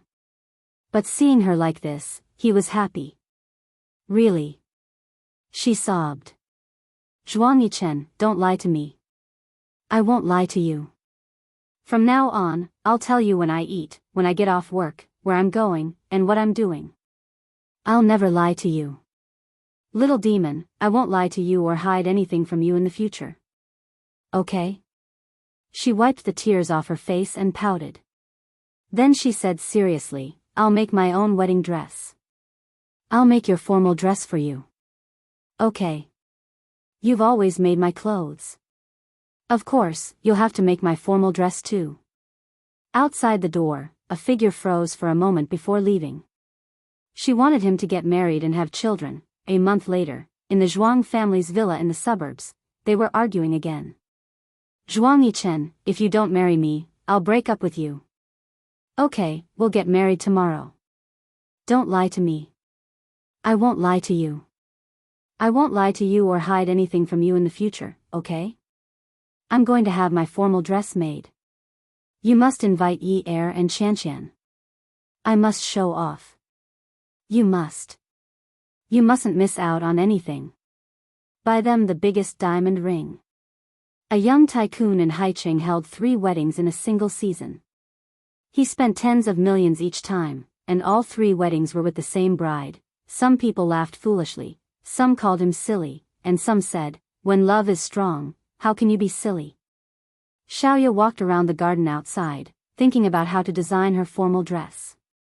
She stood there for half an hour, and no one dared to disturb her. In the end, when she returned to the main building, her feet were frozen stiff. Zhuang Yichen saw that her nose was red from the cold. He was worried that she might be too loud and disturb Yo-Yo, so he lowered his voice and scolded the maids. Is this how you take care of Madam? Sir, Madam doesn't want us to disturb her. Keep your voice down. You're so ungentlemanly. Xiaoya rolled her eyes at Zhuang Yichen and held his arm. Yichen, I'll go up and soak my feet. As her feet soaked in the water, they were surrounded by warmth. Xiaoya sighed comfortably. It's so comfortable. Zhuang Yichen squatted on the ground and stroked her feet. Next time, don't stand for so long when you go out. If you're in the cold for too long, your skin will be damaged. Yichen, don't do it for me. I'll do it myself. Xiaoya felt that she should wash his feet. Suddenly, she was a little scared. She was afraid that he would dislike her and not want her anymore. Don't move. He rubbed her feet for a while before he took the towel and placed it on his lap. He wrapped her feet in the towel and wiped the water off her feet. He held her feet in his large palms. His hands were very warm. He placed her feet against his chest. Do you remember what I said? If you stand outside in the cold again at night, I'll get angry. He knew that ever since her mental condition had worsened, she had always listened to him. Aside from the matter of marriage, she had always been very firm. Usually, she would listen to whatever he said. I won't do it again. Looking at her pouting timidly, he wanted to laugh. Xiaoyao, do you still remember that I told you that? I love you? She was stunned. Her mouth was slightly open, her eyes were wide, and her eyelashes were blinking. She blinked and tears came out of her eyes. You lied to me. She jumped up from the stool and stepped on the water. She punched his shoulder and cried non-stop. Zhuang Yichen, you lied to me. When did you say that? When did you say that? Say it again, say it again. He stood up, hugged her, and kissed the tears on her face. I said it yesterday, in the morning, and in the afternoon when I called you. You forgot. How could I forget? You must be lying to me. You must be lying to me. She cried hard and punched him intensely. She suddenly pushed him away and ran into the study barefooted. The helper heard the commotion and hurried into the room to clean up. Xiaoya entered the study and took a new notebook. She took out a pen and looked at the time on the clock on the wall. She wrote down the year, hour, minute, second, and year one by one and added a sentence at the end. Zhuang Yichen said to me that he loves you. Many years later, there were several notebooks in the study. The year, hour, minute, second, and year were densely recorded. Zhuang Yichen said to me that he loves you. Zhuang Yichen, Yi Er, and Xian Xian each have 2 children. Okay. Why do we only have 1 child? He was delighted and kissed her forehead. After some time, we'll have a child too. The vasectomy was not a major operation, but after it was done, she would need to recuperate for some time before she could have a child. He thought that as long as she was willing to have children, of course, he would want to have 2 more children. Really? Really? Then let's talk to Yo-Yo tomorrow and have another child to accompany her. Okay. End of Zhuang Ye's narration. Attention, Xinwu 799.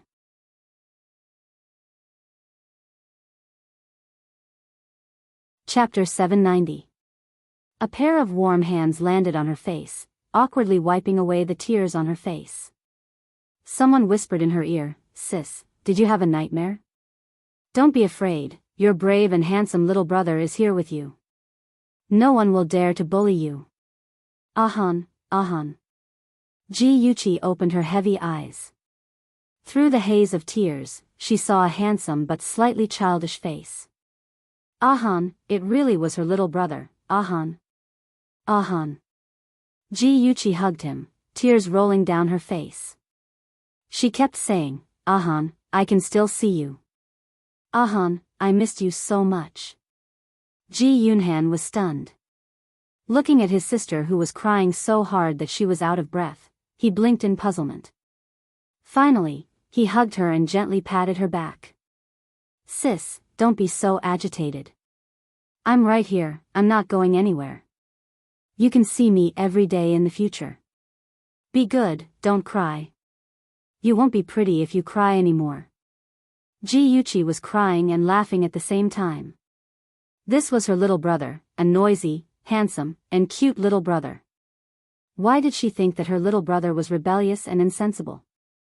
She was so stupid to actually believe Chen Tingfang and her mother's instigation. "Miss, don't cry. Your body is weak. If master sees you, his heart will ache." A pair of calloused hands held a tissue and gently wiped away the tears on her face. "Mother Wu." Ji Yuqi raised her head to look at the familiar and kind face. Her tears fell even harder. Mother Wu was the Ji family's nanny. She had been serving the Ji family since Ji Yuqi was born. She treated Chi-Chi and Ahan better than her own son. In Ji Yuqi's heart, she was like her second mother. "Be good, don't cry. Mother Wu will make your favorite dessert for you later." Although Mother Wu's face was smiling, her eyes were a little red. She had always treated Miss as her own daughter and doted on her. How could her heart not ache when her child was hurt? After a long while, Ji Yuqi's emotions stabilized. What was going on? Wasn't she dead? Why did she see the dead Ahan and Mother Wu who had returned to her hometown to retire? Could it be that before she died, she was hallucinating? She bit her tongue hard. Hiss, it hurt. It wasn't a hallucination, it was real. Perhaps the heavens had heard her unwillingness and regret before she died, so they had given her a chance to start over. In the bathroom, Ji Yuqi looked at herself in the mirror. Her face was much younger. She thought for a long time and finally confirmed that she had been reborn. She had returned to the time when she was 20 years old. In the winter of that year, she had accidentally fallen into the lake. It was Jiang Tianhao who had saved her. That was the first time they had met. Thinking of that man, Ji Yuqi's blood began to boil. Hatred was like a ferocious beast, tearing at her soul. She was in so much pain that she wished she was dead. Her body trembled, and the anger and hatred in her eyes made people shudder. Since she had been reborn, she would never allow those cheese to control her life. She would protect the people she loved and make those who harmed her pay the price. Sister, are you okay? Ji Yunhan's worried voice came. Ji Yuqi took a deep breath and slowly hid the hatred in her eyes. She opened the door and walked out. I'm fine. Ahan, where's Mother Wu? Mother Wu went downstairs to make some snacks for you. Sister, are you still feeling unwell? If you're feeling unwell, you must tell me. Ji Yunhan looked at her with concern. He felt that something had changed after his sister fell into the water, but he couldn't pinpoint exactly what it was. Ji Yuqi smiled and rubbed his head. I'm fine, don't worry about me. How about you? How have your studies been? Have you been bullied in school? She remembered that Ahan had just entered the first year of high school. He was originally very good at his studies, but for some reason, he started to skip classes. He didn't study hard and often made her father angry. Later, he joined the mafia.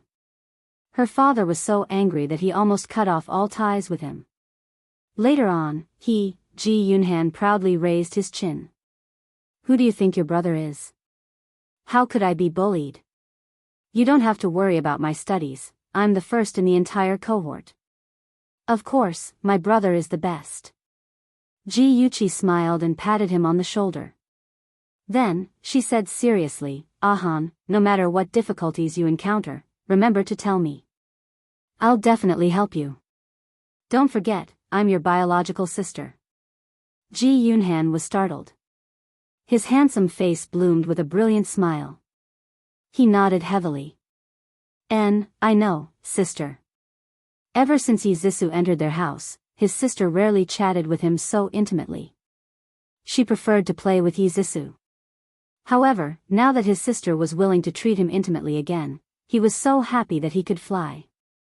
Big sister Chi-Chi, may I come in? A gentle voice interrupted the siblings' conversation. Ji Yuqi's heart trembled. She unconsciously clenched her fists and stared at the closed door with hatred. She would never forget that it was the owner of that voice who had colluded with that beast, Jiang Tianhao, to destroy their Ji family.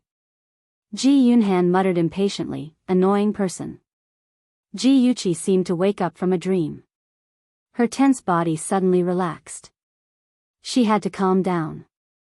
If she always got angry so easily, Yi Zissou and her good mother would definitely see through her. She rubbed Ji Yunhan's hair and whispered, in the future, even if you hate someone, you can't show it. Otherwise, you'll be used by the enemy, understand? Ji Yunhan stared at her in disbelief. Sister, are you sure you're really my sister and not an alien in disguise?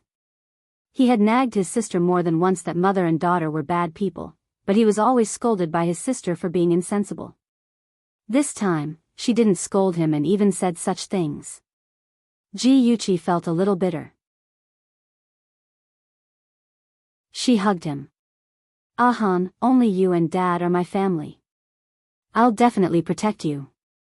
Ji Yunhan still wanted to say something, but Yi Zissou knocked on the door again. Sister Chi-Chi, are you okay? Ji Yuqi let go of Ji Yunhan. Her lips curled into a tranquil smile as she said softly, I'm fine. Zissou, come in. The door opened, and a beautiful figure walked in. The 19-year-old Yi Zissou was very beautiful. She looked very much like her mother, Chen Tingfang. She had a pair of big watery eyes, a tall nose, pink lips, and a delicate face the size of a palm. She wore a white wool dress that accentuated her graceful figure.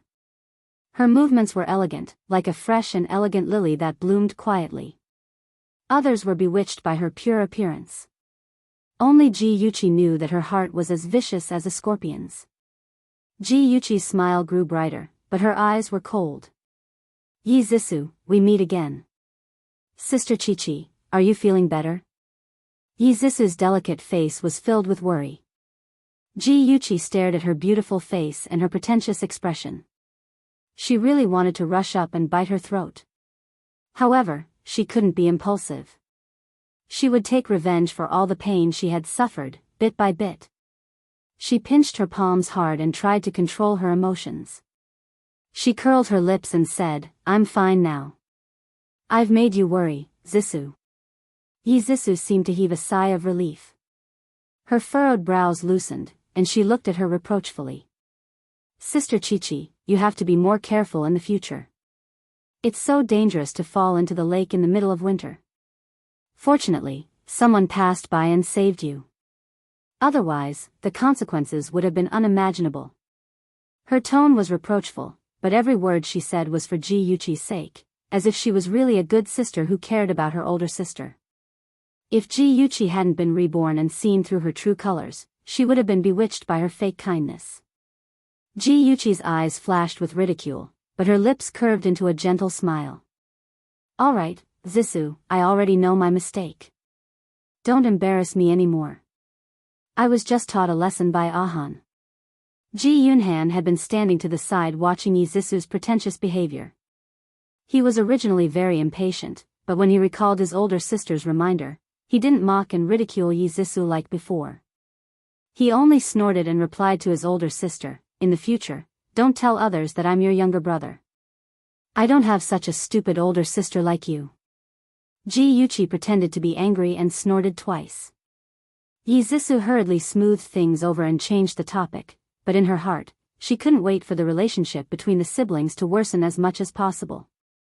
"Sister Chi-Chi, I almost forgot that Senior Jiang Tianhao is here to see you. Let's hurry downstairs." Ji Yuqi looked confused. "Jiang Tianhao? Who's that?" Zissou stepped forward and held her arm. She smiled gently. "Sister Chi-Chi, Senior Jiang is a famous person in our school. How could you forget? Also, he's your savior." "Savior?" It must have been carefully planned. Ji Yuqi still remembered that day when she was sitting by the lake and reading a book. Suddenly, she felt a weight on her shoulder and fell into the lake with a splash. She struggled and shouted for help, but there was no one around. The suffocation grew stronger and stronger. She drank a lot of water and thought that she was dead for sure. Suddenly, a hand grabbed her arm. In her previous life, she thought that it was just her imagination and didn't think much of it. In this life, she was sure that someone had deliberately pushed her into the lake. The person behind the scenes was naturally Jiang Tianhao. He wanted to create a scene of a hero saving a damsel in distress to get close to her and win her favor. Ji Yuqi narrowed her eyes and seemed to be thinking seriously. After a while, she came to a realization. No wonder I thought his name was familiar. So it's our student council president. Her long eyelashes fluttered, and she looked a little shy. "Zissou, you said that Senior Jiang saved me?" The perfect smile on Zissou's face froze, and her voice was gentle. "Yes, Senior Jiang has been very worried about you, so he specially came to see you. Let's hurry down and not let him wait too long." "But I haven't changed yet." Ji Yuqi glanced at her clothes and shook her arm coquettishly. "Zissou, you go down and accompany Senior Jiang first." "I'll change first." "Okay, I'll go down first." "Hurry up and come down." Zissou chuckled, her lowered eyelashes hiding the strong jealousy in her eyes. Welfare, Hongcha 866.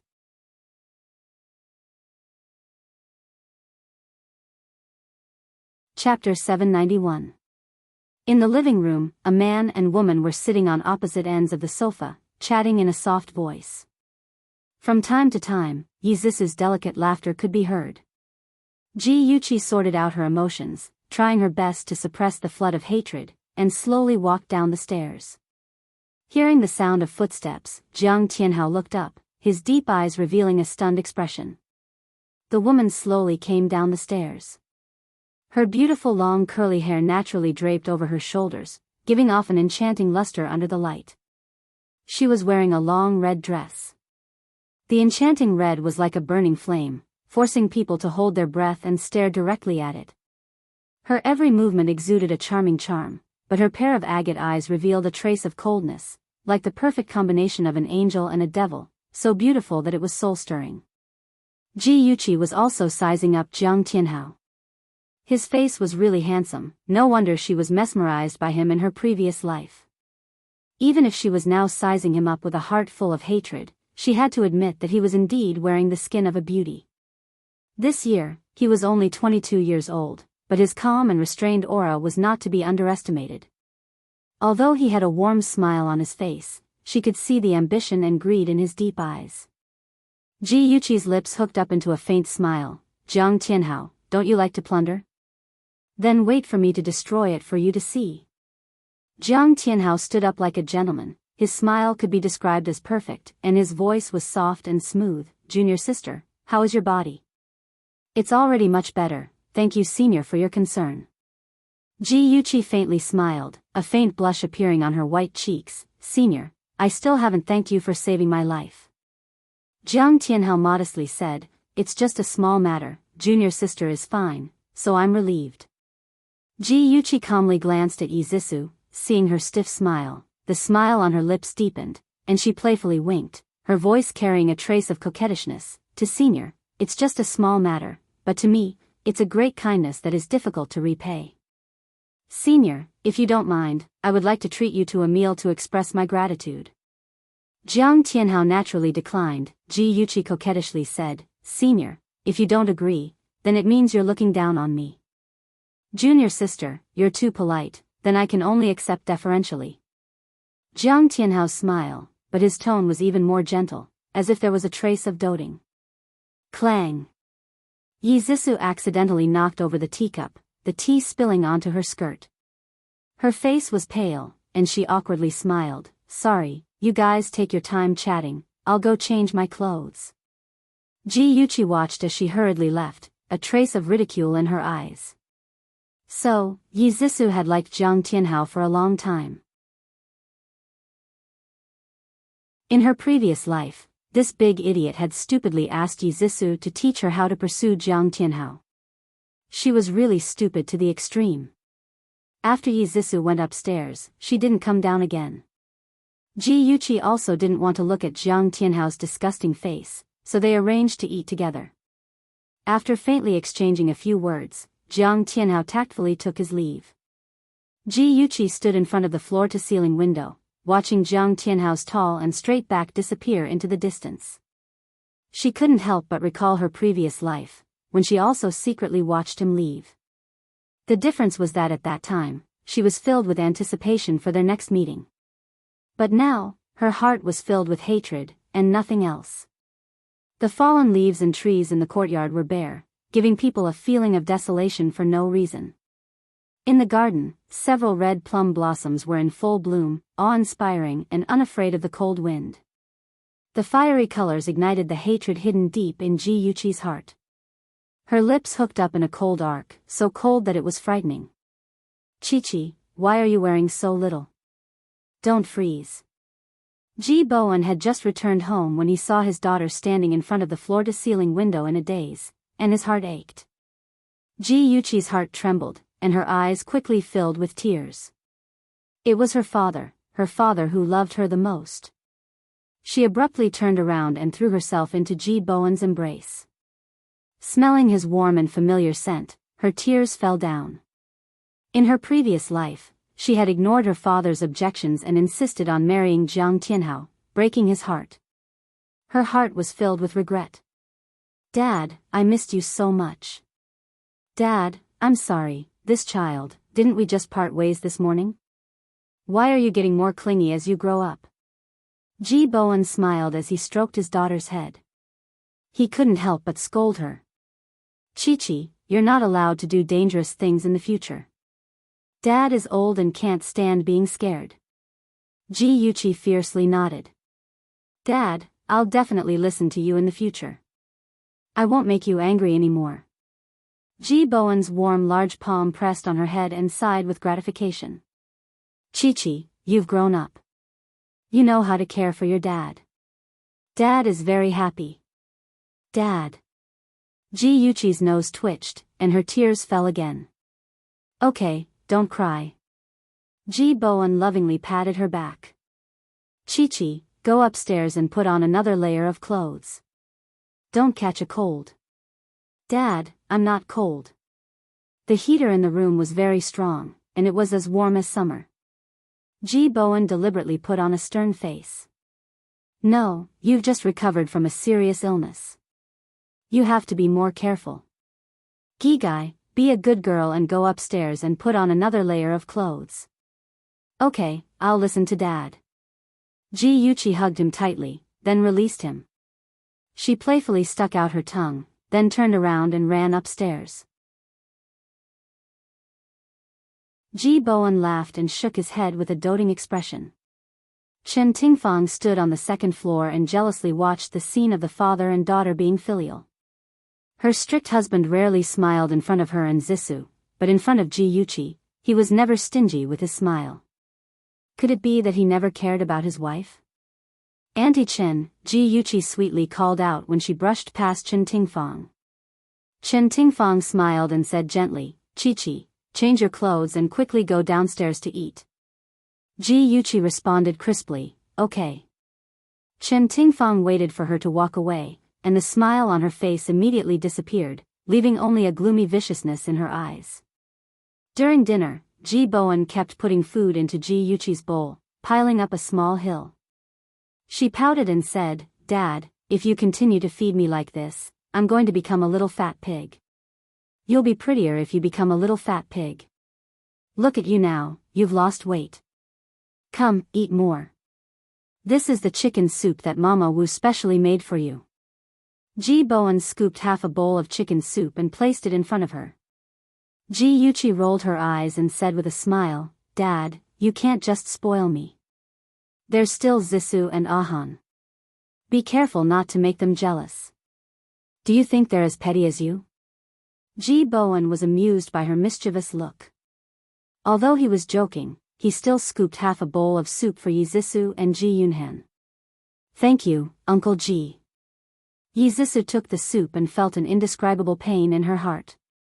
No matter how good or how outstanding she was as a stepdaughter, she would never be able to compare to someone else's biological daughter. The next day was Sunday, and it was also the day that Ji Yuchi and Jiang Tianhao had agreed to go out for dinner. She woke up early in the morning and dressed herself up beautifully. She quietly took in Yi Zissou's jealousy into her eyes. At around 9:00, Jiang Tianhao came to pick her up. His black coat made him look handsome, gentle, and tall. Ji Yuchi skipped over to him, revealing the innocence and cuteness of a little girl. Good morning, senior. Good morning, junior sister. Jiang Tianhao looked at her with a gentle gaze that could drip water. Ji Yuchi smiled and put on a white cloak with Mother Wu's help. She looked as adorable as a doll carved from jade. She carried her bag, turned around and said to Yi Zissou, Zissou, are you really not going? Senior isn't an outsider. It'll be more lively with one more person, don't you think so, senior? She tilted her head and looked at Jiang Tianhao with a smile on her face. For some reason, Jiang Tianhao had the urge to rub her soft hair. However, when he glanced at the low-key luxurious decorations of the Ji family, the strange feeling in his heart disappeared. He smiled and said, Yuchi is right. Zissou, why don't you come with us? Yi Zissou's eyes lit up. Senior Tianhao called her name. She was so excited that her heart raced. She wanted to tell him that she was willing to go, but when she saw Ji Yuchi secretly winking at her and looking at her pleadingly, she had to suppress the excitement in her heart. She smiled stiffly and said, I've already made an appointment with my friend, so I won't be going with you. Have fun. I see. What a pity. Zissou will be leaving first. Ji Yuchi waved at Yi Zissou. Jiang Tianhao also nodded politely. Seeing the two figures disappear at the entrance of the courtyard, Yi Zissou picked up a vase and smashed it on the ground. Her beautiful face was twisted with anger and jealousy. Mom, how long do I have to endure this? I saw Senior Tianhao first. Why should I give him to that bitch Ji Yuchi? Mom, I can't accept this. I really can't accept this. Senior Tianhao likes me too. We're a match made in heaven. Yi Zissou roared angrily in the master bedroom. Chen Tingfang's slender and white fingers tapped Yi Zissou's forehead. She said resentfully, Senior Tianhao, what's so good about that poor boy? You'll marry a rich man in the future. Don't associate with those poor people. Mom, you can't say that about Senior Tianhao. Although his family isn't well off, he's capable and ambitious. He'll definitely make a name for himself. I like ambitious men like him. Stupid. No matter how capable he is, without connections and funds, he'll only be able to climb to the position of a department manager. Compared to those rich second-generation heirs, he's already lost at the starting line. Chen Tingfang frowned impatiently.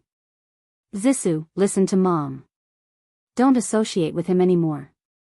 With your Uncle Ji's status, it'll be easy for you to marry into a rich family in the future. Why do you have to suffer with a poor boy? Right, doesn't that Tang boy like you? I think he's not bad. Come and see, Songshu 566.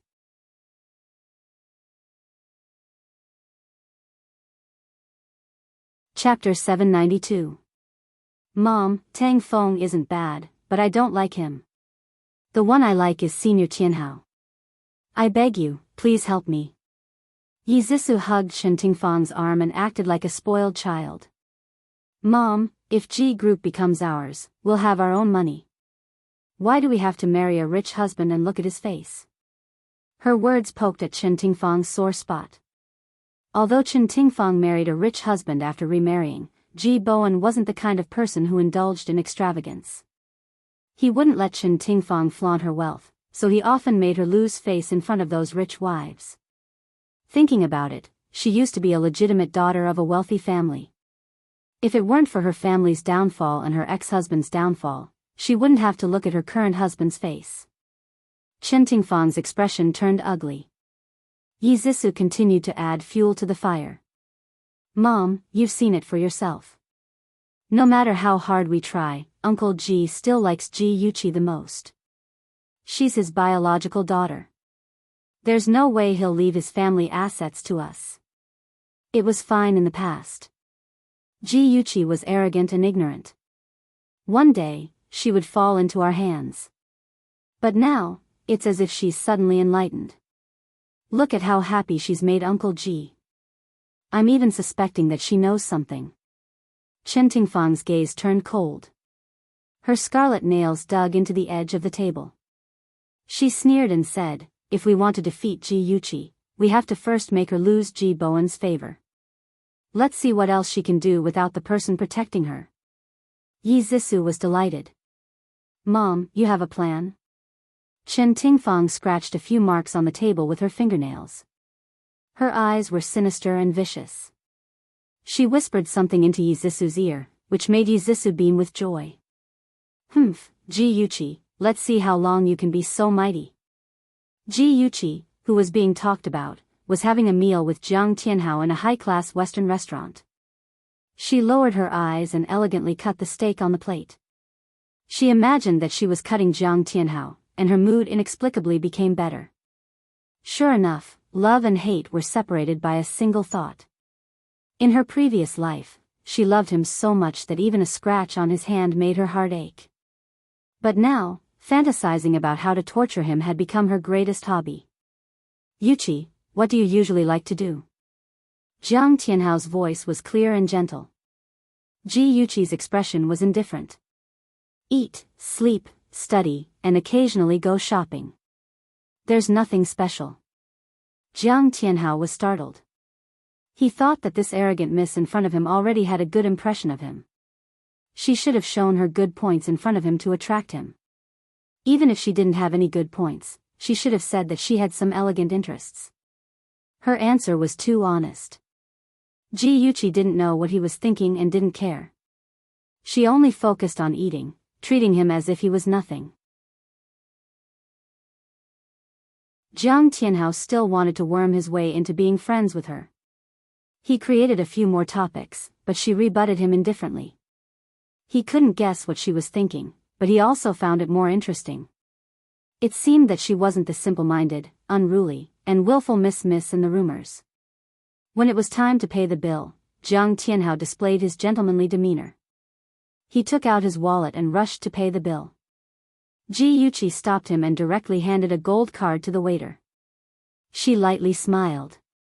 I already said that I'll treat Senior. How can I let Senior spend money? Jiang Tianhao didn't insist and gently said, it's still early. Why don't we go watch a movie?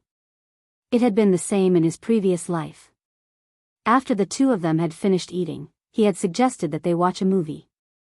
In the end, they had watched a literary film about a pair of childhood sweethearts. Ji Yuqi had thought about her own feelings and had started to cry. Jiang Tianhao had taken out a tissue and gently wiped her tears. At that moment, she had developed a good impression of him. Ji Yuqi's lips curved into a cold smile. Her voice was flat. Sorry, Senior. I'm not feeling well today. Maybe another day. Then I'll send you home. There's no need. The driver is waiting for me outside. Jiang Tianhao thoughtfully took the coat and was about to put it on for her. She took the coat from him and put it on herself. Men were all cheap. The easier it was to get something, the more boring it was for him. The harder it was to get, the more it could arouse his fighting spirit. Especially this kind of man who had bad intentions and deliberately approached her. How could she not make it more difficult for him?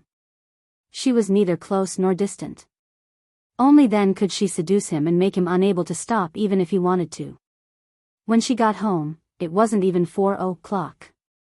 Chen Tingfang and her daughter were not around. When she asked Mother Wu, she found out that the two of them had left after lunch. They probably went shopping. Ji Yuqi had just finished changing her clothes when Xiao Rou came in. Xiao Rou was Mother Wu's distant niece. Under Mother Wu's influence, she was 100% loyal to Ji Yuqi. The two of them were very close. In private, they called each other by her name. Yuqi, I was cleaning Madam's room today. I accidentally overheard Madam and Miss Second's conversation. Xiao Rou repeated the conversation she overheard in the cloakroom word for word. Ji Yuqi did not have much of a reaction after hearing this. She had already expected that Yi Zissou would not be willing to give up on Jiang Tianhao. That would be good. The deeper Yi Zissou's feelings for Jiang Tianhao, the deeper she would be hurt. In her previous life, Xiao Rou did not overhear their conversation. Perhaps, her rebirth had changed the trajectory of some things. Ji Yuqi did not speak.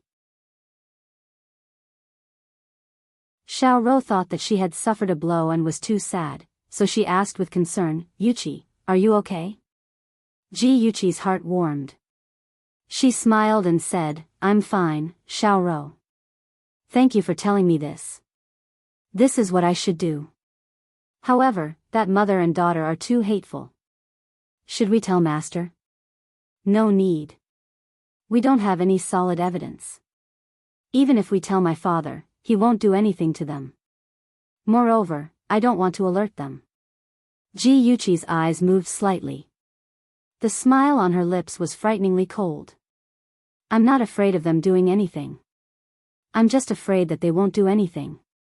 Xiao Rou's eyes widened. She thought that her eyes were playing tricks on her. Although Yuqi was unruly and willful, she had a good heart.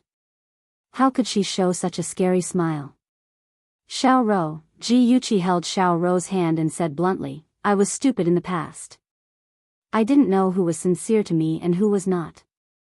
But now, I see clearly. I won't be deceived by those villains. Xiao Rou, in this family, you and Mother Wu are the people I trust the most. Mother Wu is old and I don't want to involve her in these things. Are you willing to help me? Xiao Rou bit her lip. Although she did not read many books, she was very attentive and sharp. She could see that Chen Tingfang and her daughter did not have good intentions.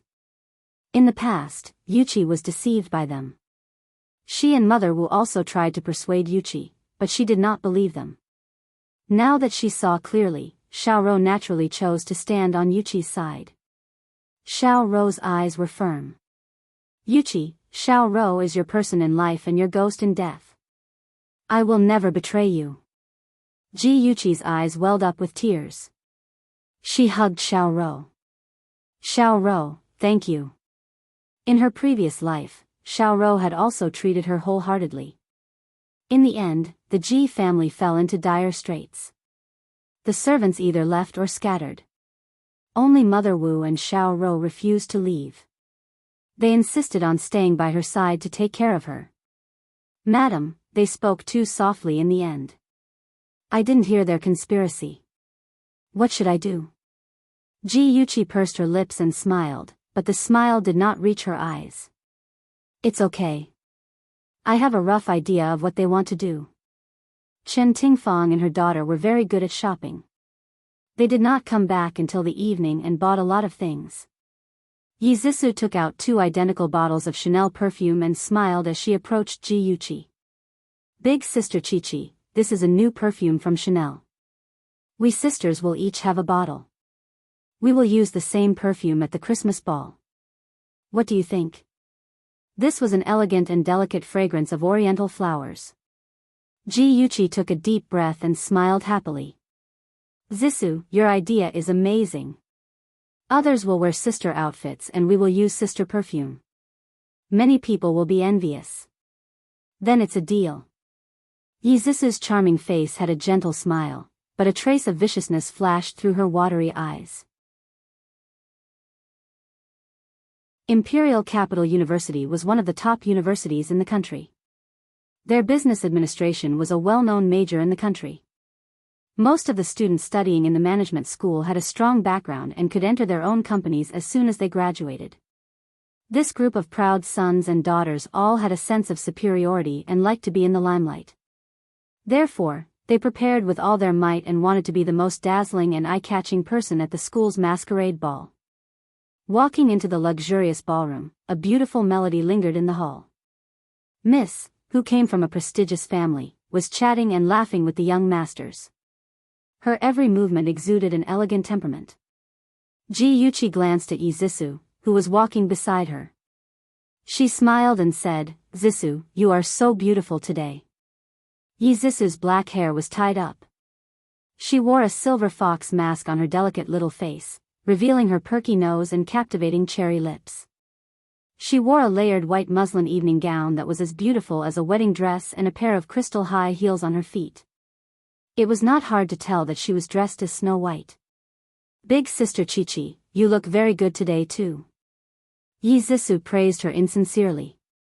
Ji Yuqi, this B***TCH, was wearing all black. Did she think that she was filming The Matrix? Heavens, Yuqi, you are so handsome in this outfit. It seems that I should give up my title of school hunk to you. A man in a white tuxedo walked towards them. A silver mask covered the upper half of his face, revealing his thin chin and proud nose. A pair of elegant peach blossom eyes stared at Ji Yuqi affectionately. Ji Yuqi's slender fingers rested on her chin. She smiled lazily and said, Gu Fifan, I haven't seen you for a few days and you have become more and more romantic.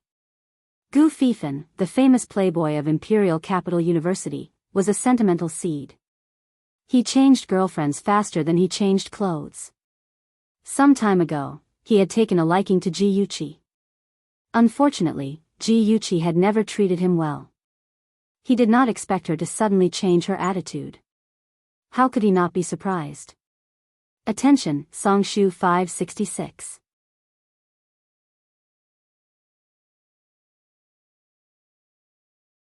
Chapter 793. Gu Fifan's eyes became more and more scorching. He casually picked up 2 glasses of red wine from the waiter's tray and handed one to Ji Yuqi. He held the other glass in his hand and slowly shook the wine glass. He chuckled and said, to be able to receive Miss G's praise, would be willing to die. Miss G, I wonder if you would be willing to do me the honor and accompany me for the first dance? From the beginning to the end, Gu Fifan did not even look at Yi Zixu. She was about to explode in anger. She always thought of herself as beautiful. Every time at the ball, she would be the object of the men's attention. This was the first time she was completely ignored by a man. Okay, it would be my honor. Ji Yuchi gracefully touched Gu Fifan's wine glass and took a sip of red wine. Yi Zissou watched her drink the red wine. Her eyes suddenly turned cold. Very good, Ji Yuchi, just wait to fall into hell. She glanced at Gu Fifan. Humph, you blind man. Just wait to be destroyed together with Ji Yuchi. Jiang Tianhao searched for Ji Yuchi for a long time. In the end, he saw her dancing with a man in a white suit. Ji Yuchi's graceful body was wrapped in a tight black vest with a black leather jacket. Black hot pants tightly clung to her perky buttocks and slender thighs. A pair of knee-high boots decorated her figure even more sexy and charming. She did not wear a mask on her face. Her expression was cold. Her pair of charming phoenix eyes were indifferent. Her chin was slightly raised. Her white cheeks were suffused with a cold luster under the bright light. Two figures, one black and one white, danced in the hall. Their dance moves were bold and unrestrained, attracting everyone's attention. Amazement, envy, jealousy, all kinds of gazes were intertwined on them. Jiang Tianhao stared at the beautiful figure without blinking. His deep eyes showed a trace of absent-mindedness. Every time he saw her, she was different. Arrogant, cute, charming, cold. Which one was the real her? She was like a poppy flower. She had a beautiful appearance and a mysterious aura. He couldn't help but get close to her and get addicted. Yi Zissou stood a few steps away. Seeing that Jiang Tianhao was completely focused on Ji Yuchi, her heart was filled with jealousy and hatred. Her fingers, which were gripping the wine glass, turned slightly pale. That man was hers. She must not let Ji Yuchi take him away. She took a sip of red wine, put the wine glass aside, and walked towards him with light steps. At the end of the song, there was a round of applause. Gu Fifan's charming peach blossom eyes slightly raised as he chuckled and said, Miss Ji, tonight you are fully deserving of the title of prom queen. Mr. Gu, are you indirectly praising yourself? Ji Yuchi glanced at Yi Zissou and Jiang Tianhao, who had already slid onto the dance floor. She smiled. It seemed that things were going smoothly. Then are you willing to be my empress? Gu Fifan approached her and blocked her line of sight without batting an eyelid. His nose was filled with her unique fragrance. Ji Yuchi raised her eyebrows slightly and said with a smile that wasn't a smile, I'm not willing. I already have someone I like. Gu Fifan's eyes suddenly darkened. Are you talking about the person who danced with your sister? Ji Yuchi chuckled and didn't answer. She walked away. Dressed in black, she shuttled through the crowd of orioles and swallows. She was as dazzling as the stars surrounding the moon. Gu Fifan watched her walk away. His face was covered by the mask and his charming peach blossom eyes were like icicles. There had never been a woman who dared to give him face like this. Jiang Tianhao, he actually dared to snatch a woman from him. Was he tired of living? Ji Yuchi stood in the corner with her arms around her shoulders. She coldly looked in the direction of the dance floor. She saw that Yi Zissou and Jiang Tianhao's dance had become strange. The two of them hugged each other and kissed as if there was no one around. They even impatiently tore off each other's clothes. Poor Yi Zissou didn't even realize that half of her breasts were exposed. She even boldly stroked Jiang Tianhao's lower body. Ah, my God, what are they doing? I didn't expect Yi Zissou to be so lewd despite her innocent appearance. Wow, her figure is really seductive. That man is actually Senior Jiang. My God, how can he be such a beast? He's simply too shameless. How can there be such a shameless person in our school? Don't look anymore. Hurry up and inform the security. The hall was noisy and noisy. Accusations and insults flooded into Ji Yuchi's ears. Her face didn't look good because in her previous life, the protagonists who suffered all this were her and Gu Fifan. Even the lines of abuse were the same. Later, her reputation in the rich circle was ruined. Coupled with some things that happened later, she was completely abandoned by those rich people. They would not accept a daughter-in-law who had a ruined reputation.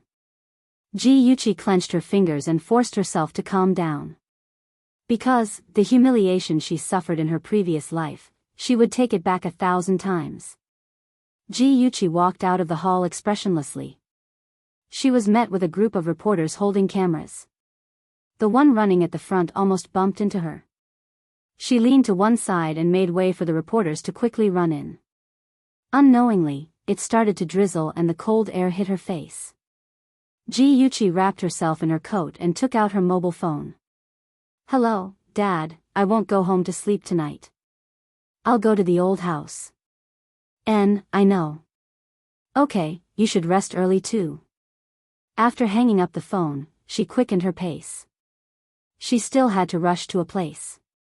Opposite Imperial Capital University was a leisure park. On a cold winter night like this, not a single person could be seen. It was dark and quiet all around. Ji-Yuchi tried to calm her wildly beating heart as she walked into the small forest. She turned on the flashlight on her phone and carefully rummaged through every patch of grass. The sound of footsteps on the ground was especially clear in the silence of the night. There's no one. Maybe, he hasn't come yet. Ji-Yuchi walked through the entire forest but did not find the person she wanted to see. So, she turned off the flashlight of her mobile phone. She did not care if she would dirty her clothes and directly sat on the wet lawn. She leaned against a tree and waited anxiously. Ji-Yuchi was very nervous. She was looking forward to seeing him, but also afraid of seeing him. Even in the night, which was a few degrees below zero, her palms were sweating. As time passed, her heart beat even more violently. She clearly remembered that it was this day. Why hadn't he come yet? Could it be that things had changed and would not develop according to the trajectory of her previous life? Bang! A gunshot was heard. Ji-Yuchi was shocked and trembled all over. She tightly hugged the tree trunk and controlled herself not to rush out. With her mediocre martial arts, even if she rushed out, she would only be a burden to him. Chaotic footsteps came from afar and dozens of black figures ran into the park. They were wearing masks and holding guns. Under the moonlight, they looked eerie. "Search, don't let him escape." Someone growled and 4 or 5 men in black immediately rushed into the forest. Bang bang, a few more gunshots were heard from the lake. "Quickly chase, he's over there." Dozens of people ran in the direction of the lake. The chaotic footsteps quickly disappeared. Ji-Yuchi's heart was beating fast. Her hair on her forehead was already wet with sweat. She was so close to being discovered by the group of men in black. After confirming that the black-clothed man had left, Ji-Yuchi clenched her teeth and crawled to her feet, intending to search for that person's whereabouts. She had just taken a step when her ankle was suddenly grabbed by someone.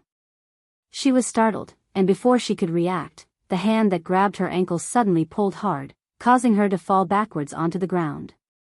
Then, a strong hand pinched her neck and a low and magnetic voice came from behind. "Don't make a sound."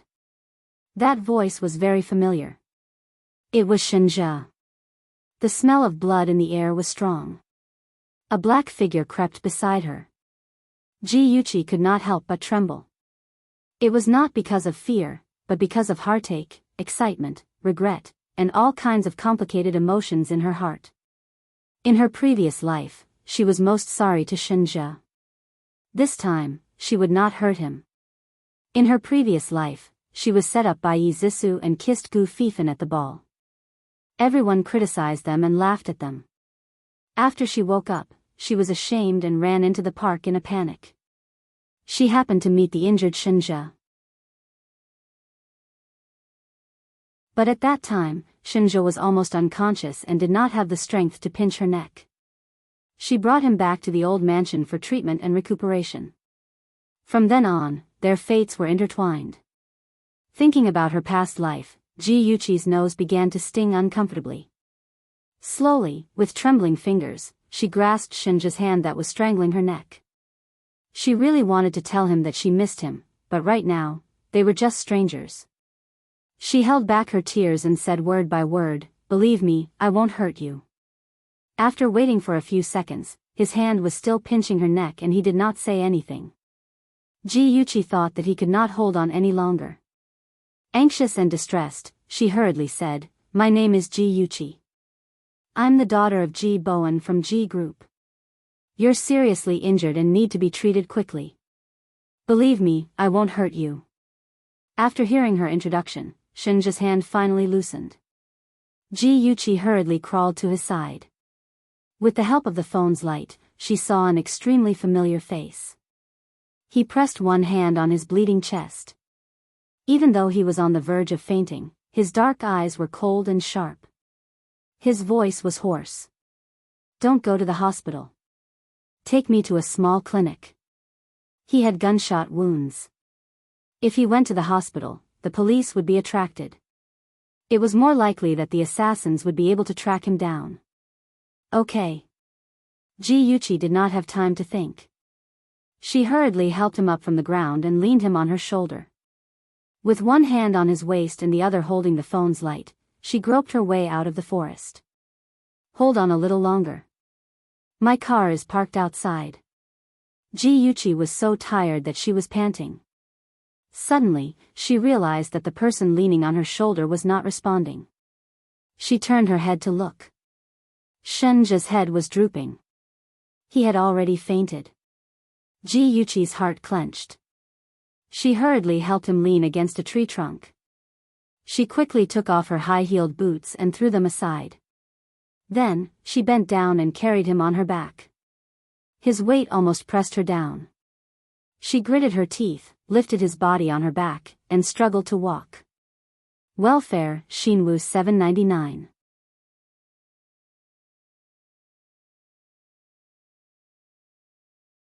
Chapter 794. The ground was very cold. Even though she was wearing wool socks, the bone-chilling coldness still spread from the soles of her feet to the rest of her body. She didn't care at all. Her eyes were firmly fixed in the direction of the car as she walked forward steadily with heavy steps. In the old district of the northern part of the city, there were many courtyards left behind. It was said that the people who used to live here were all people of high status. Ji Yuqi carried Shinjo on her back and stepped into a courtyard. This was the old house left behind by her grandfather. She would stay here for a few days every year. Someone would clean it every half a month, so the room was clean and tidy, and there were all kinds of daily necessities. She put Shinjo on the bed. She was so tired that she was sweating and her feet were almost frozen. She didn't have time to rest and ran to the kitchen to boil water. "Last chi, last chi."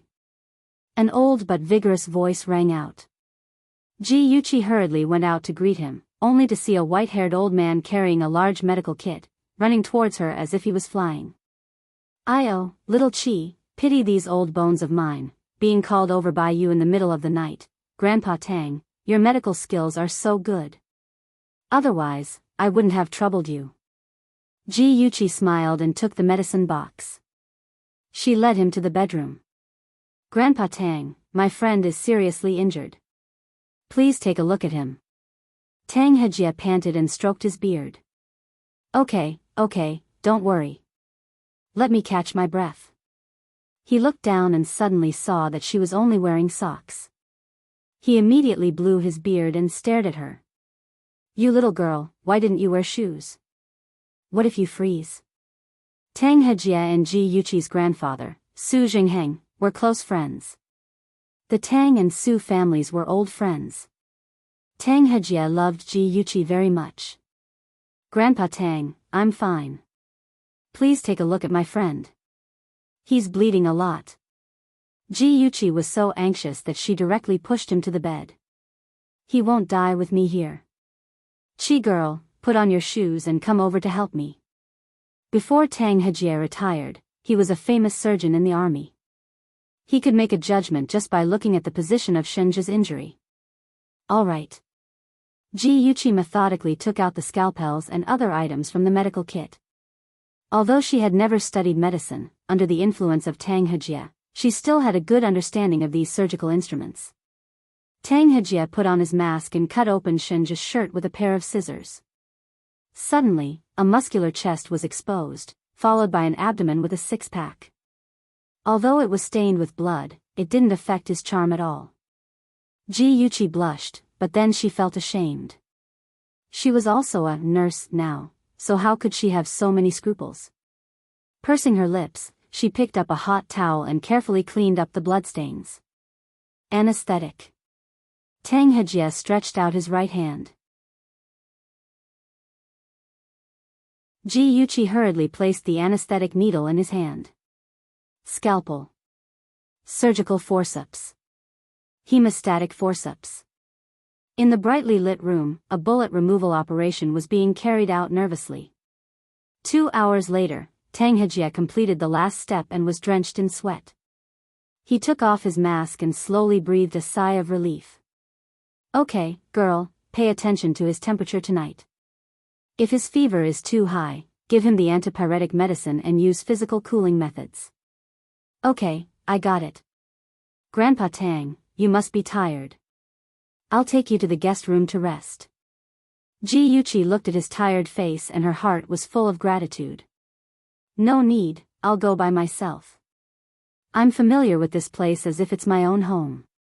You must be tired too. Rest for a while. Tang Hejie said a few more words to her before leaving.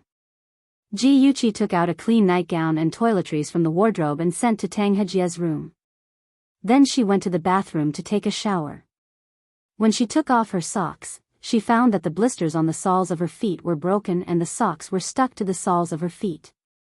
When she took them off, she hissed in pain. After her shower, she changed into a set of home clothes and used alcohol to disinfect the soles of her feet. Then she covered herself with a blanket and stayed by Shinja's bedside. She leaned against the back of the chair and carefully looked at Shinja. In her previous life, she had focused all her attention on Jiang Tianhao and had never seen the good in Shinja. For the first time, she realized that Shinja was even more beautiful than a woman. His tall nose was as exquisite as a sculpture, his thin lips were perfect to the extreme, and his pale face did not affect his innate nobility and arrogance. She still remembered how magnificent his eyes were when he opened them. She still remembered that he gave up his eyes and gave up his light for her. Her heart ached. She reached out and covered his eyes with her hands and murmured, Shinja, it's not too late. Shinja, in this life, I don't want you to sacrifice anything for me. Shinja, in this life, it's my turn to protect you. Ji-Yuchi adjusted the clock and woke up every half an hour. She touched Shinja's forehead to see if he had a fever. It was past 5 in the morning. He indeed had a fever. His beautiful face was flushed. Ji-Yuchi checked his temperature with a thermometer and found that his temperature had reached 38 degrees Celsius. Her heart tightened and she quickly poured a glass of warm water and took out some fever medicine. Shinja, Ji-Yuchi wanted to wake him up to take the medicine but suddenly remembered that he was still a stranger to her. She could only gently pat his cheek. Hey, wake up, thump, Ji-Yuchi was sprawled on the floor, grimacing in pain. She looked at the culprit. She didn't know when Shinja had already sat up straight. His long and narrow eyes glowed with a cold light. His thin lips were tightly pursed, and his entire body was releasing a violent aura. He was like a ferocious leopard, staring at her warily. But if she took a closer look, she would find that his gaze was a little unfocused. It seemed that he was not really awake. Damn it, she actually forgot about Shinja's weird habit. That guy would never allow anyone to touch him when he was unconscious. She didn't understand why before, but after her rebirth, she could understand. His habit of being vigilant and on guard was obviously due to living in a dangerous environment for a long time. It was slowly cultivated. Thinking of this, her heart ached and she pitied him. Ji-Yuchi rubbed her aching chest and stood up. She took a small step forward under a certain someone's dangerous gaze and said gently, "Don't be afraid, I'm Ji-Yuchi. Do you still remember that I was the one who saved you from the forest today?" Shinja's deep eyes moved slightly and his brows furrowed. He seemed to be thinking hard, but also seemed to be trying hard to stay awake. Ji-Yuchi did not rush him and stood quietly in front of the bed. His gaze gradually focused and became deep. After a long while, he moved his thin lips and said in a cold and indifferent voice, "What are you trying to do?" Ji-Yuchi knew that he was completely awake. She heaved a sigh of relief and pointed to the cup of water and pills at the head of the bed. "You're running a high fever. I want to wake you up to take some fever medicine." Shinja glanced at the medicine and then at the white bandage wrapped around his chest. He said indifferently, "I'm not taking it, it's too bitter. Give me an ice pack." After saying this, he lay back on the bed and did not even look at Ji-Yuchi. His awkward look was like a child who was throwing a tantrum. Ji-Yuchi sighed. This person was still like a child, afraid of taking medicine. She took the ice pack and placed it on his head. Her fingers accidentally touched his forehead and she could not help but frown. "Your fever is very serious. I'll get some alcohol." Ji-Yuchi soaked the gauze in the alcohol and twisted it. She wanted to help him wipe his neck and chest, but his cold eyes were staring at her and she could not do it. Pursing her lips, she ordered, "Close your eyes."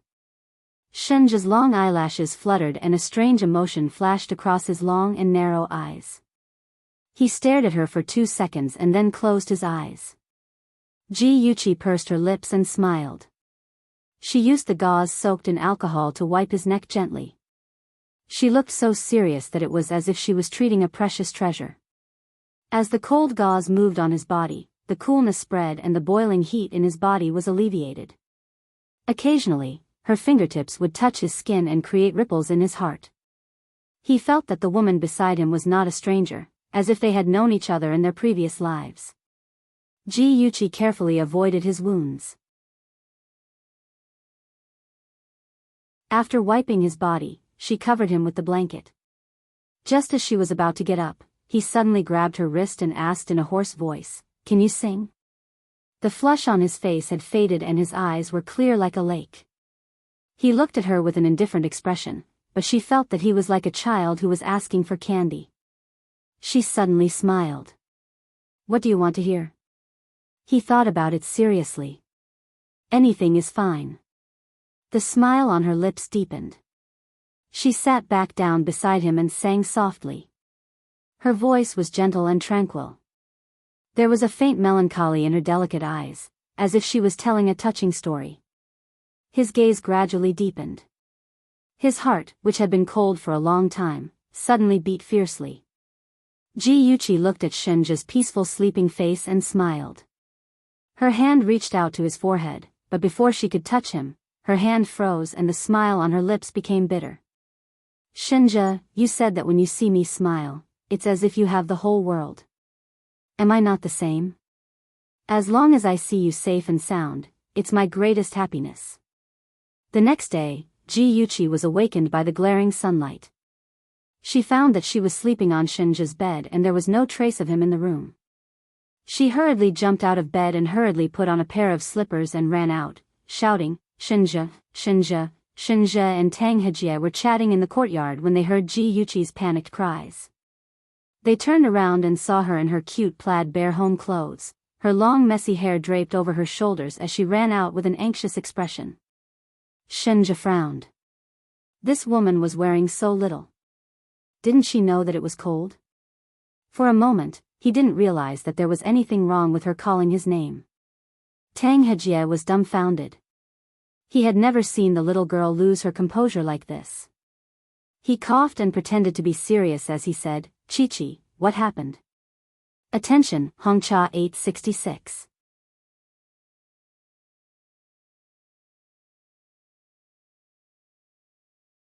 Chapter 795. Ji-Yuchi stopped in her tracks and stared blankly at Shinja before turning to Tanghajie. Her cheeks suddenly turned red and she laughed awkwardly. Nothing. I just had a nightmare. You guys take your time talking. I'll go in first." Damn it, she thought Shinja had left without saying goodbye. She didn't expect her image to be completely ruined. Also, Shinja was really hateful. He was obviously seriously injured, but instead of lying in bed after waking up, he actually ran around and made her worry for nothing. After Ji-Yuchi finished washing up, she saw that Shinje and Tang Hejie had returned to the living room. She quickly went to the kitchen to prepare breakfast. Because she knew that she would be staying at the Gu mansion for a while, she had asked Ru to buy food in advance and store it in the kitchen. The vegetables and fruits in the fridge were very fresh and the rice and noodles in the cupboard were neatly arranged. Ji Yuqi took a deep breath and made a cheering gesture. In her previous life, before she married Jiang Tianhao, she was still a pampered Mississippi. But after she got married, Jiang Tianhao didn't like her to show her face in public, so she obediently became a housewife. She learned how to do laundry, cook, and clean. She simply became his personal nanny. Ji Yuqi shook her head to get rid of distracting thoughts and began to cook seriously. Half an hour later. In the dining room, the three of them sat around the dining table. There was fragrant millet porridge, green stir-fried cabbage, dry-fried green beans, cold cucumber, and halved boiled eggs. One look and one's appetite was aroused. Tang Hejie stared at Ji Yuqi in disbelief. "Little Ji Yuqi, did you make this?" Ji Yuqi winked playfully. "Of course I made it. Grandfather Tang, you worked hard last night. Come, eat some eggs to nourish yourself. I'll make chicken soup for you at noon." As she spoke, she put half of the egg into his bowl and then gave the other half to Shinje. "You eat too." Shinje looked at her charming and adorable smile, and a warm current seemed to flow through his heart. It was very comfortable, and the cold and hard corners of his lips raised, then quickly straightened. Tang Hejie's eyes were brimming with tears. Poor Chi girl. Once you have a stepmother, you will have a stepfather. You must have had a hard time all these years. When your grandfather was alive, you were a spoiled little princess. When have you ever done such a thing? Did your father and stepmother force you to do it? Just you wait, I'm going to find Ji Bowen right now to settle the score. He patted the table and left. Ji Yuqi quickly grabbed his arm and didn't know whether to laugh or cry. "Grandpa Tang, you think too much. It has nothing to do with my father and Auntie Chen. I learned to do it myself." "Really? Really?" Tang Hejie looked at her suspiciously. "Why are you learning all this?" Ji Yuqi pulled him to sit down and winked at him with a smile. "There's a good saying, if you want to capture a man's heart, you have to capture his stomach first. That's why I'm making plans for my future. I can't always be a rice worm who stretches out her hand and opens her mouth, can I? Girl, even if you become a rice worm, no one will dare to despise you." Although he said that, Tang Hejie still felt very gratified. He sighed and said, "Chi girl, you've grown up. If your grandfather was still alive, he would be very happy." Ji Yuqi's eyes reddened. Her grandparents only had one daughter, which was her mother. The couple doted on their daughter very much. When they had Ji Yuqi, their granddaughter, they doted on her even more. They couldn't wait to pluck the moon from the sky and give it to her. Okay, let's eat. I'll try Chi girl's cooking." Seeing her eyes redden, Tang Hejie smiled and picked up his chopsticks to change the topic. After the meal, Ji Yuqi washed the dishes in the kitchen. Tang Hejie forced Shinje to lie down on the bed to recuperate. Tang Hejie glanced at the kitchen and then turned to Shinje. His always kind face turned cold and he said in a deep voice, "Shinje, I don't care how you got injured or who you are. If you hurt Chi, I won't let you go. You have to believe that I have the ability to do so." With Tang Hejie's keen eyes, he had long seen that Shinje was not an ordinary person. If Shinje and Chi became enemies, he would not let him go. He was not an ordinary military doctor. He had a military rank. Moreover, with the power and status of the Tang family in the city, it was not difficult for him to deal with Shinje. Being threatened so blatantly, Shinje was not displeased. Instead, he raised the corner of his lips and a faint smile appeared on his handsome face. "Mr. Tang, I, Shinje, am not a villain who bites the hand that feeds him." Tang Hejie looked at him deeply, as if he wanted to see through his dark eyes and see his internal organs. He slowly said, "That'd better be the case. Chi is a good girl. I won't let any harm come to her. Shenja closed his thick eyelashes and seemed to have fallen asleep. It was not until Tang Hejia walked to the door that he heard him murmur, I won't either. Although his voice was low, it was very clear. Ji Yuqi had overheard everyone's conversation in the room. When she heard footsteps, she quickly blinked away the mist in her eyes. She smiled and pretended to be light-hearted as she walked up to him. Grandpa Tang, can you stay here for lunch today? Tang Hejia held his huge medical kit and smiled kindly. No need. I stayed out all night. Your Granny Tang must be worried. She has been talking about you for the past few days. When you have time, come and see us. He. Grandpa Tang, Ji Yuqi knew what he wanted to say and quickly interrupted him. Grandpa Tang, I will visit you. Let me walk you to the door. She snatched the medical kit from his hand and held his arm with one hand. They walked out of the door intimately. Tang Hejia's expression was complicated. In the end, he sighed secretly. After watching the Tang family's chauffeur take Tang Hejia away, Ji Yuqi was in a daze for a moment. In the end, she curled her lips and revealed a bright smile. The weather today was so good. It was so good to see those people who cared about her again. Shenja leaned against the headboard with his eyes slightly closed. Ji Yuqi thought that he had fallen asleep. She quietly walked to the bed and tucked him in. Suddenly, a deep and magnetic voice sounded in her ears. Do you know me? Ji Yuqi's heart trembled. She suddenly raised her head. His obsidian eyes looked at her seriously. She chuckled. I don't know you.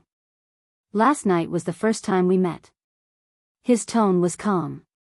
You called my name in the courtyard, but I never told you. Her lips curved. You were talking in your sleep after you fainted. He raised his eyebrows and said lightly, That's the worst lie I've ever heard. She touched his forehead to make sure that his fever had subsided. She pursed her lips and smiled. You exposed me. I do know you. I saw your photo in the newspaper.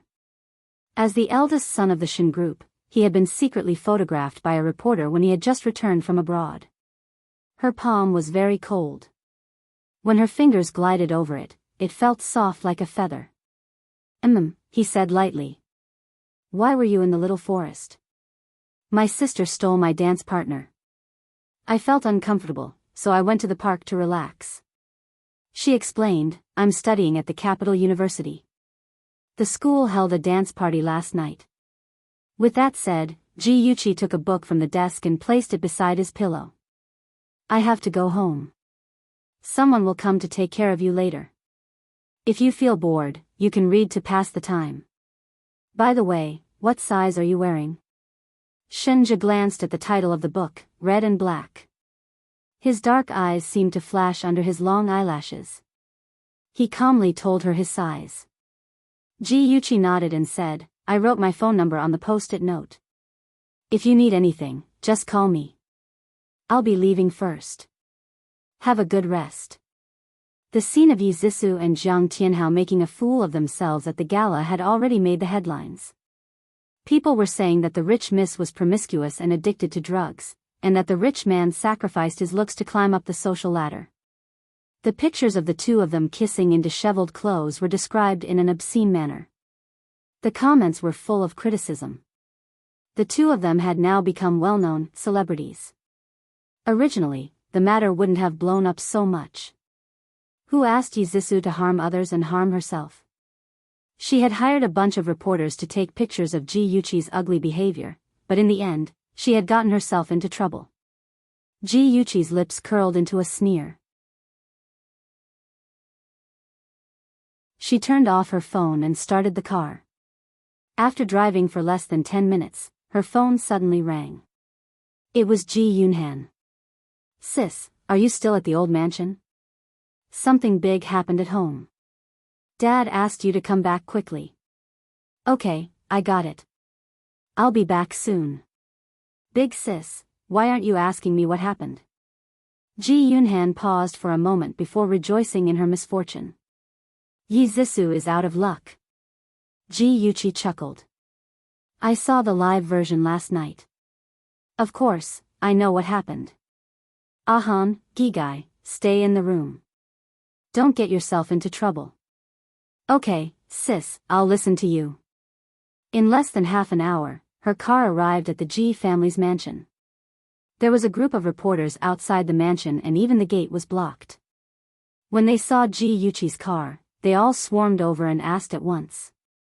Miss, according to the news, the second miss has had 5 boyfriends. Is this true? Miss, according to the news, you and Jiang Tianhao are very close. Did the second miss come between you two? Miss, is it true that the second miss took drugs?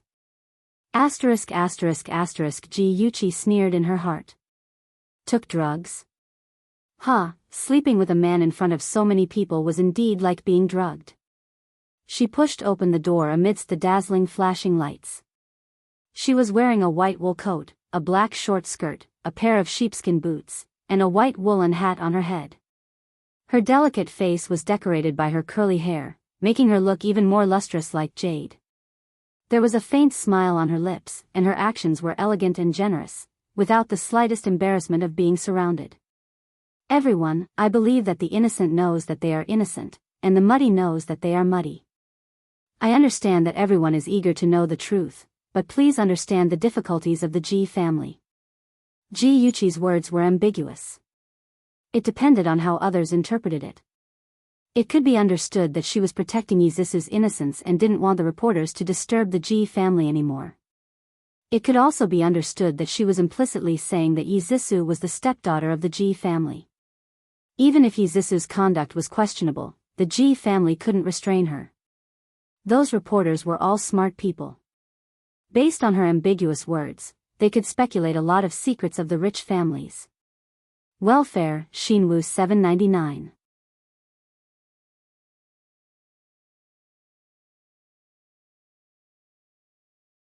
Chapter 796. As soon as Ji Yuqi entered the door, Nanny Wu, who was guarding the door, immediately came forward. She helped her take off her coat and said in a low voice, Miss Wan, the school leaders called last night. Master and Madam personally went to the school to pick up second Miss Wan. Early this morning, a group of reporters came outside the house. Master was so angry that he didn't even eat breakfast and went straight to the study. Madam scolded second Miss Wan and brought breakfast to the study, but she quickly brought it out. Ji Yuqi nodded. Nanny Wu, where's Ahan? Young master went back to his room to read after breakfast. Ji Yuqi nodded and said, Nanny Wu, ask the kitchen to prepare breakfast and send it to the study. I'll go see Dad first. Nanny Wu nodded and trotted away. When Ji Yuqi went upstairs, she bumped into Xiaoro. Seeing that there was no one around, she said in a low voice, Xiaoro, have you prepared the things I asked you to prepare? Yes. Although Xiaoro was curious why Miss wanted to prepare men's clothes, she cleverly didn't ask. Ji Yuqi smiled appreciatively. Very good. Xiaoro, send those things to the old house. I have a friend who lives there. Please take good care of him. If anyone asks, tell them that I asked you to go shopping. With that, her eyes moved slightly and she whispered a few words in Xiaoro's ear. Okay, I got it. Xiaoro glanced in the direction of Yi Zissou's room and said in a low voice, Yuqi, will Miss Wan find out about that? Ji Yuqi smiled. Don't be afraid. She won't find out. Xiaoro, I won't let her hurt you. Be careful. Don't let her find out that you're working for me. Xiaoro was moved and nodded heavily. Ji Yuqi knocked on the study door with breakfast and said softly, Dad, I'm Chi-Chi. Can I come in?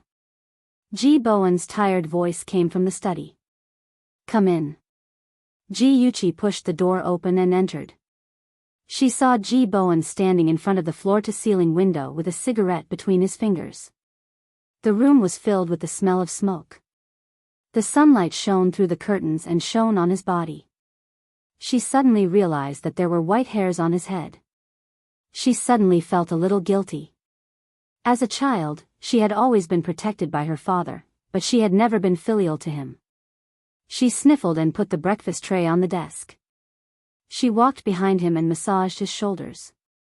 She said softly, "Dad, I heard from Nanny Wu that you haven't eaten anything. It's not good for your health.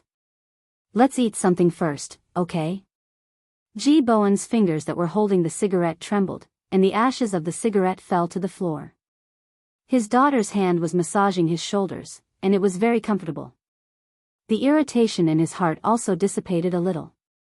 "After hearing what you said, it seems that I'm really hungry. I've already prepared it for you. Dad, please help yourself." Ji Yuqi beamed. She took his arm and walked to the desk. Ji Bowen smiled. He actually didn't have much of an appetite, but when he saw his daughter looking at him expectantly, he turned his anger into appetite. He drank a glass of milk and ate a sandwich. Ji Yuqi didn't mention Yizisu. She thought about how Shinja still had to recuperate in the Gu mansion for a few days. She had to find an excuse to go to the Gu mansion. She thought about it and said, "Dad, I want to renovate the Gu mansion. I saw that the flowers and plants in the yard were a little messy last night, and the paint on the door was peeling." Ji Bowen nodded. "The Gu mansion is a memento that your grandfather left for you and your sister. It should be well renovated. I'll find time to arrange this." Ji Yuqi quickly said, "It's okay, Dad. Let me arrange it. I've never done this kind of thing before. It's also a kind of training." Ji Bowen's smile deepened. "That's good. I'll leave this matter to you. Just tell me how much money you need." The atmosphere between father and daughter was very good. Ji Bowen temporarily forgot about his troubles. However, in the other room, a storm was brewing. "What's going on? How did you get involved with Jiang Tianhao?" Ever since she brought Yizisu back last night, Chen Tingfang had been thinking of ways to appease Ji Bowen's anger. She hadn't had a chance to ask her daughter what happened. Yizisu's eyes were red and swollen. At the mention of this matter, she began to cry again. She choked and said, "I don't know what happened either. Tianhao and I were dancing. As we were dancing, I suddenly felt very hot. My heart was very irritable. When I woke up, Tianhao and I were all ready." Yizisu didn't dare to recall that scene. She and Jiang Tianhao were almost naked. The two of them were tightly hugging each other and kissing wildly. If someone hadn't splashed cold water on them to wake them up, they would have done something inappropriate in public. When they separated in shock and panic, they were faced with people's mocking and accusations, as well as the sound of camera shutters. "All right, stop crying," Chen Tingfang scolded irritably. She frowned and thought for a moment. Then she sneered. "This must be the doing of that B*TCH, Ji Yuqi. She already knew that there was a problem with the perfume you gave her, so she swapped the two of your perfume. So, the person in trouble is you." Yizisu was yelled at, and her sobs stopped abruptly. She widened her eyes in disbelief. "It can't be. She always trusted me, idiot." Chen Tingfang glared at her. "She's pretending to be a pig to eat a tiger. If she didn't pretend to be close to you, would you lower your guard against her? This B*TCH. It seems like we underestimated her in the past." A few days ago, Chen Tingfang had specially prepared 2 identical bottles of Chanel perfume. One of the bottles had a hallucinogen added to it. This hallucinogen was colorless and odorless, and was not harmful to the body. However, if the user drank alcohol, the hallucinogen would become an aphrodisiac. Originally, Yizisu had given the added perfume to Ji Yuqi. She wanted Ji Yuqi to make a fool of herself at the gala. They even hired reporters, intending to blow up the matter and ruin Ji Yuqi's reputation. Even if Ji Bowen doted on his daughter, he would definitely be unhappy with Ji Yuqi. Who knew that the perfume would be swapped, and the one who would be ruined would be Yizisu? Yizisu thought about it carefully and felt that Chen Tingfang's words made sense. She said angrily, "Ji Yuqi, that be asterisk tch, how dare she deceive me? I won't let her off. Mom, she made me lose face this time. I will pay her back double. Chen Tingfang frowned. Let's put the matter of dealing with Ji Yuqi aside for the time being. Why? Yi Zisu's voice was sharp. Mom, your daughter is being bullied by that be asterisk tch. Are you going to let her off just like that? Chen Tingfang poked her forehead with her finger and said angrily, how did I give birth to such a stupid daughter like you? The most important thing now is not to deal with Ji Yuqi, but to think of a way to solve your problem. You may be happy to be pointed at by others, but I can't afford to lose face. Yi Zisu hugged Chen Tingfang's arm in an attempt to please her. She giggled and said, Mom, I knew you wouldn't leave me in the lurch. Mom, you're the best. Chen Tingfang pulled her arm away and said, get off me. I get annoyed when I see you, but her expression softened a lot. Yi Zisu could naturally see the change in her mood, so she acted even more coquettishly to please her. In the study, Ji Yuqi danced and talked about interesting things in school to make Ji Bowen happy. The father and daughter were laughing together when suddenly there was a knock on the door. Ji Yuqi quickly said, Dad, I'll open the door.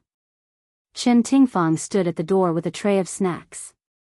When she saw Ji Yuqi, she smiled kindly.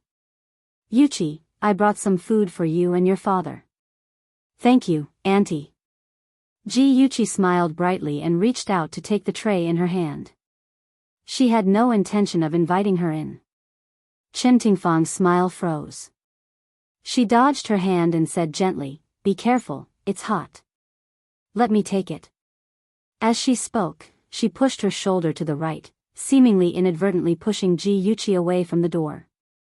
Ji Yuqi slammed into the door with a loud bang. Ji Bowen was shocked. He walked quickly to Ji Yuqi. Chi-Chi, are you okay? Where does it hurt? Dad, don't be nervous. I'm fine. Ji Yuqi rubbed her sore arm pitifully and squeezed out an exaggerated smile. In Ji Bowen's eyes, this smile looked like his daughter forcing a smile so that he wouldn't worry. He was distressed and angry. His gaze suddenly turned to Chen Tingfang, who looked stunned. He scolded, Tingfang, what are you doing? Chen Tingfang opened her mouth and was about to speak when Ji Yuqi spoke first. Dad, don't be angry. It's not Auntie's fault. It's all my fault for blocking Auntie's way. Chen Tingfang's face turned pale. How could she not tell that Ji Yuqi was speaking up for her on the surface, but in reality, she was confirming that she had pushed Ji Yuqi. Sure enough, Ji Bowen's expression turned even uglier. Seeing that he was about to explode, Ji Yuqi hugged his arm and acted coquettishly. Dad, don't be angry with Auntie. Auntie didn't do it on purpose. Besides, I only bumped into her. I didn't hurt anywhere. How was this persuasion? It was clearly adding fuel to the fire. Chen Tingfang was fuming. She knew that she had been tricked by the little b asterisk tch, but she still had to smile apologetically. Chi-Chi, I'm really sorry. Auntie didn't do it on purpose. Auntie, don't worry. Of course, I know you didn't do it on purpose. You love me so much, so how could you intentionally bump into me? People say that stepmothers are ruthless, but you're the best stepmother I've ever seen. Ji Yuqi smiled innocently. Her flattery made Chen Tingfang extremely depressed. Looking at such a sensible daughter, Ji Bowen nodded comfortingly. Ji Yuqi knew when to stop. She didn't expect her father to see Chen Tingfang's ugly side in one go. She wanted to slowly plant a seed of disgust in his heart. One day, this seed would bloom and bear fruit, completely destroying their relationship. She knew that Chen Tingfang wanted to discuss Yi Zisu's matter with her father, so she very considerately left them some private space. Ji Yuqi walked to the stairs and heard a woman's shrill scream from downstairs. It's you. You're the one who harmed me. Her eyelids twitched. Interesting. What kind of game did Yi Zisu want to play? Yi Zisu wore a white dress and stood gracefully in the middle of the living room. She pointed her finger at the young maid kneeling on the floor.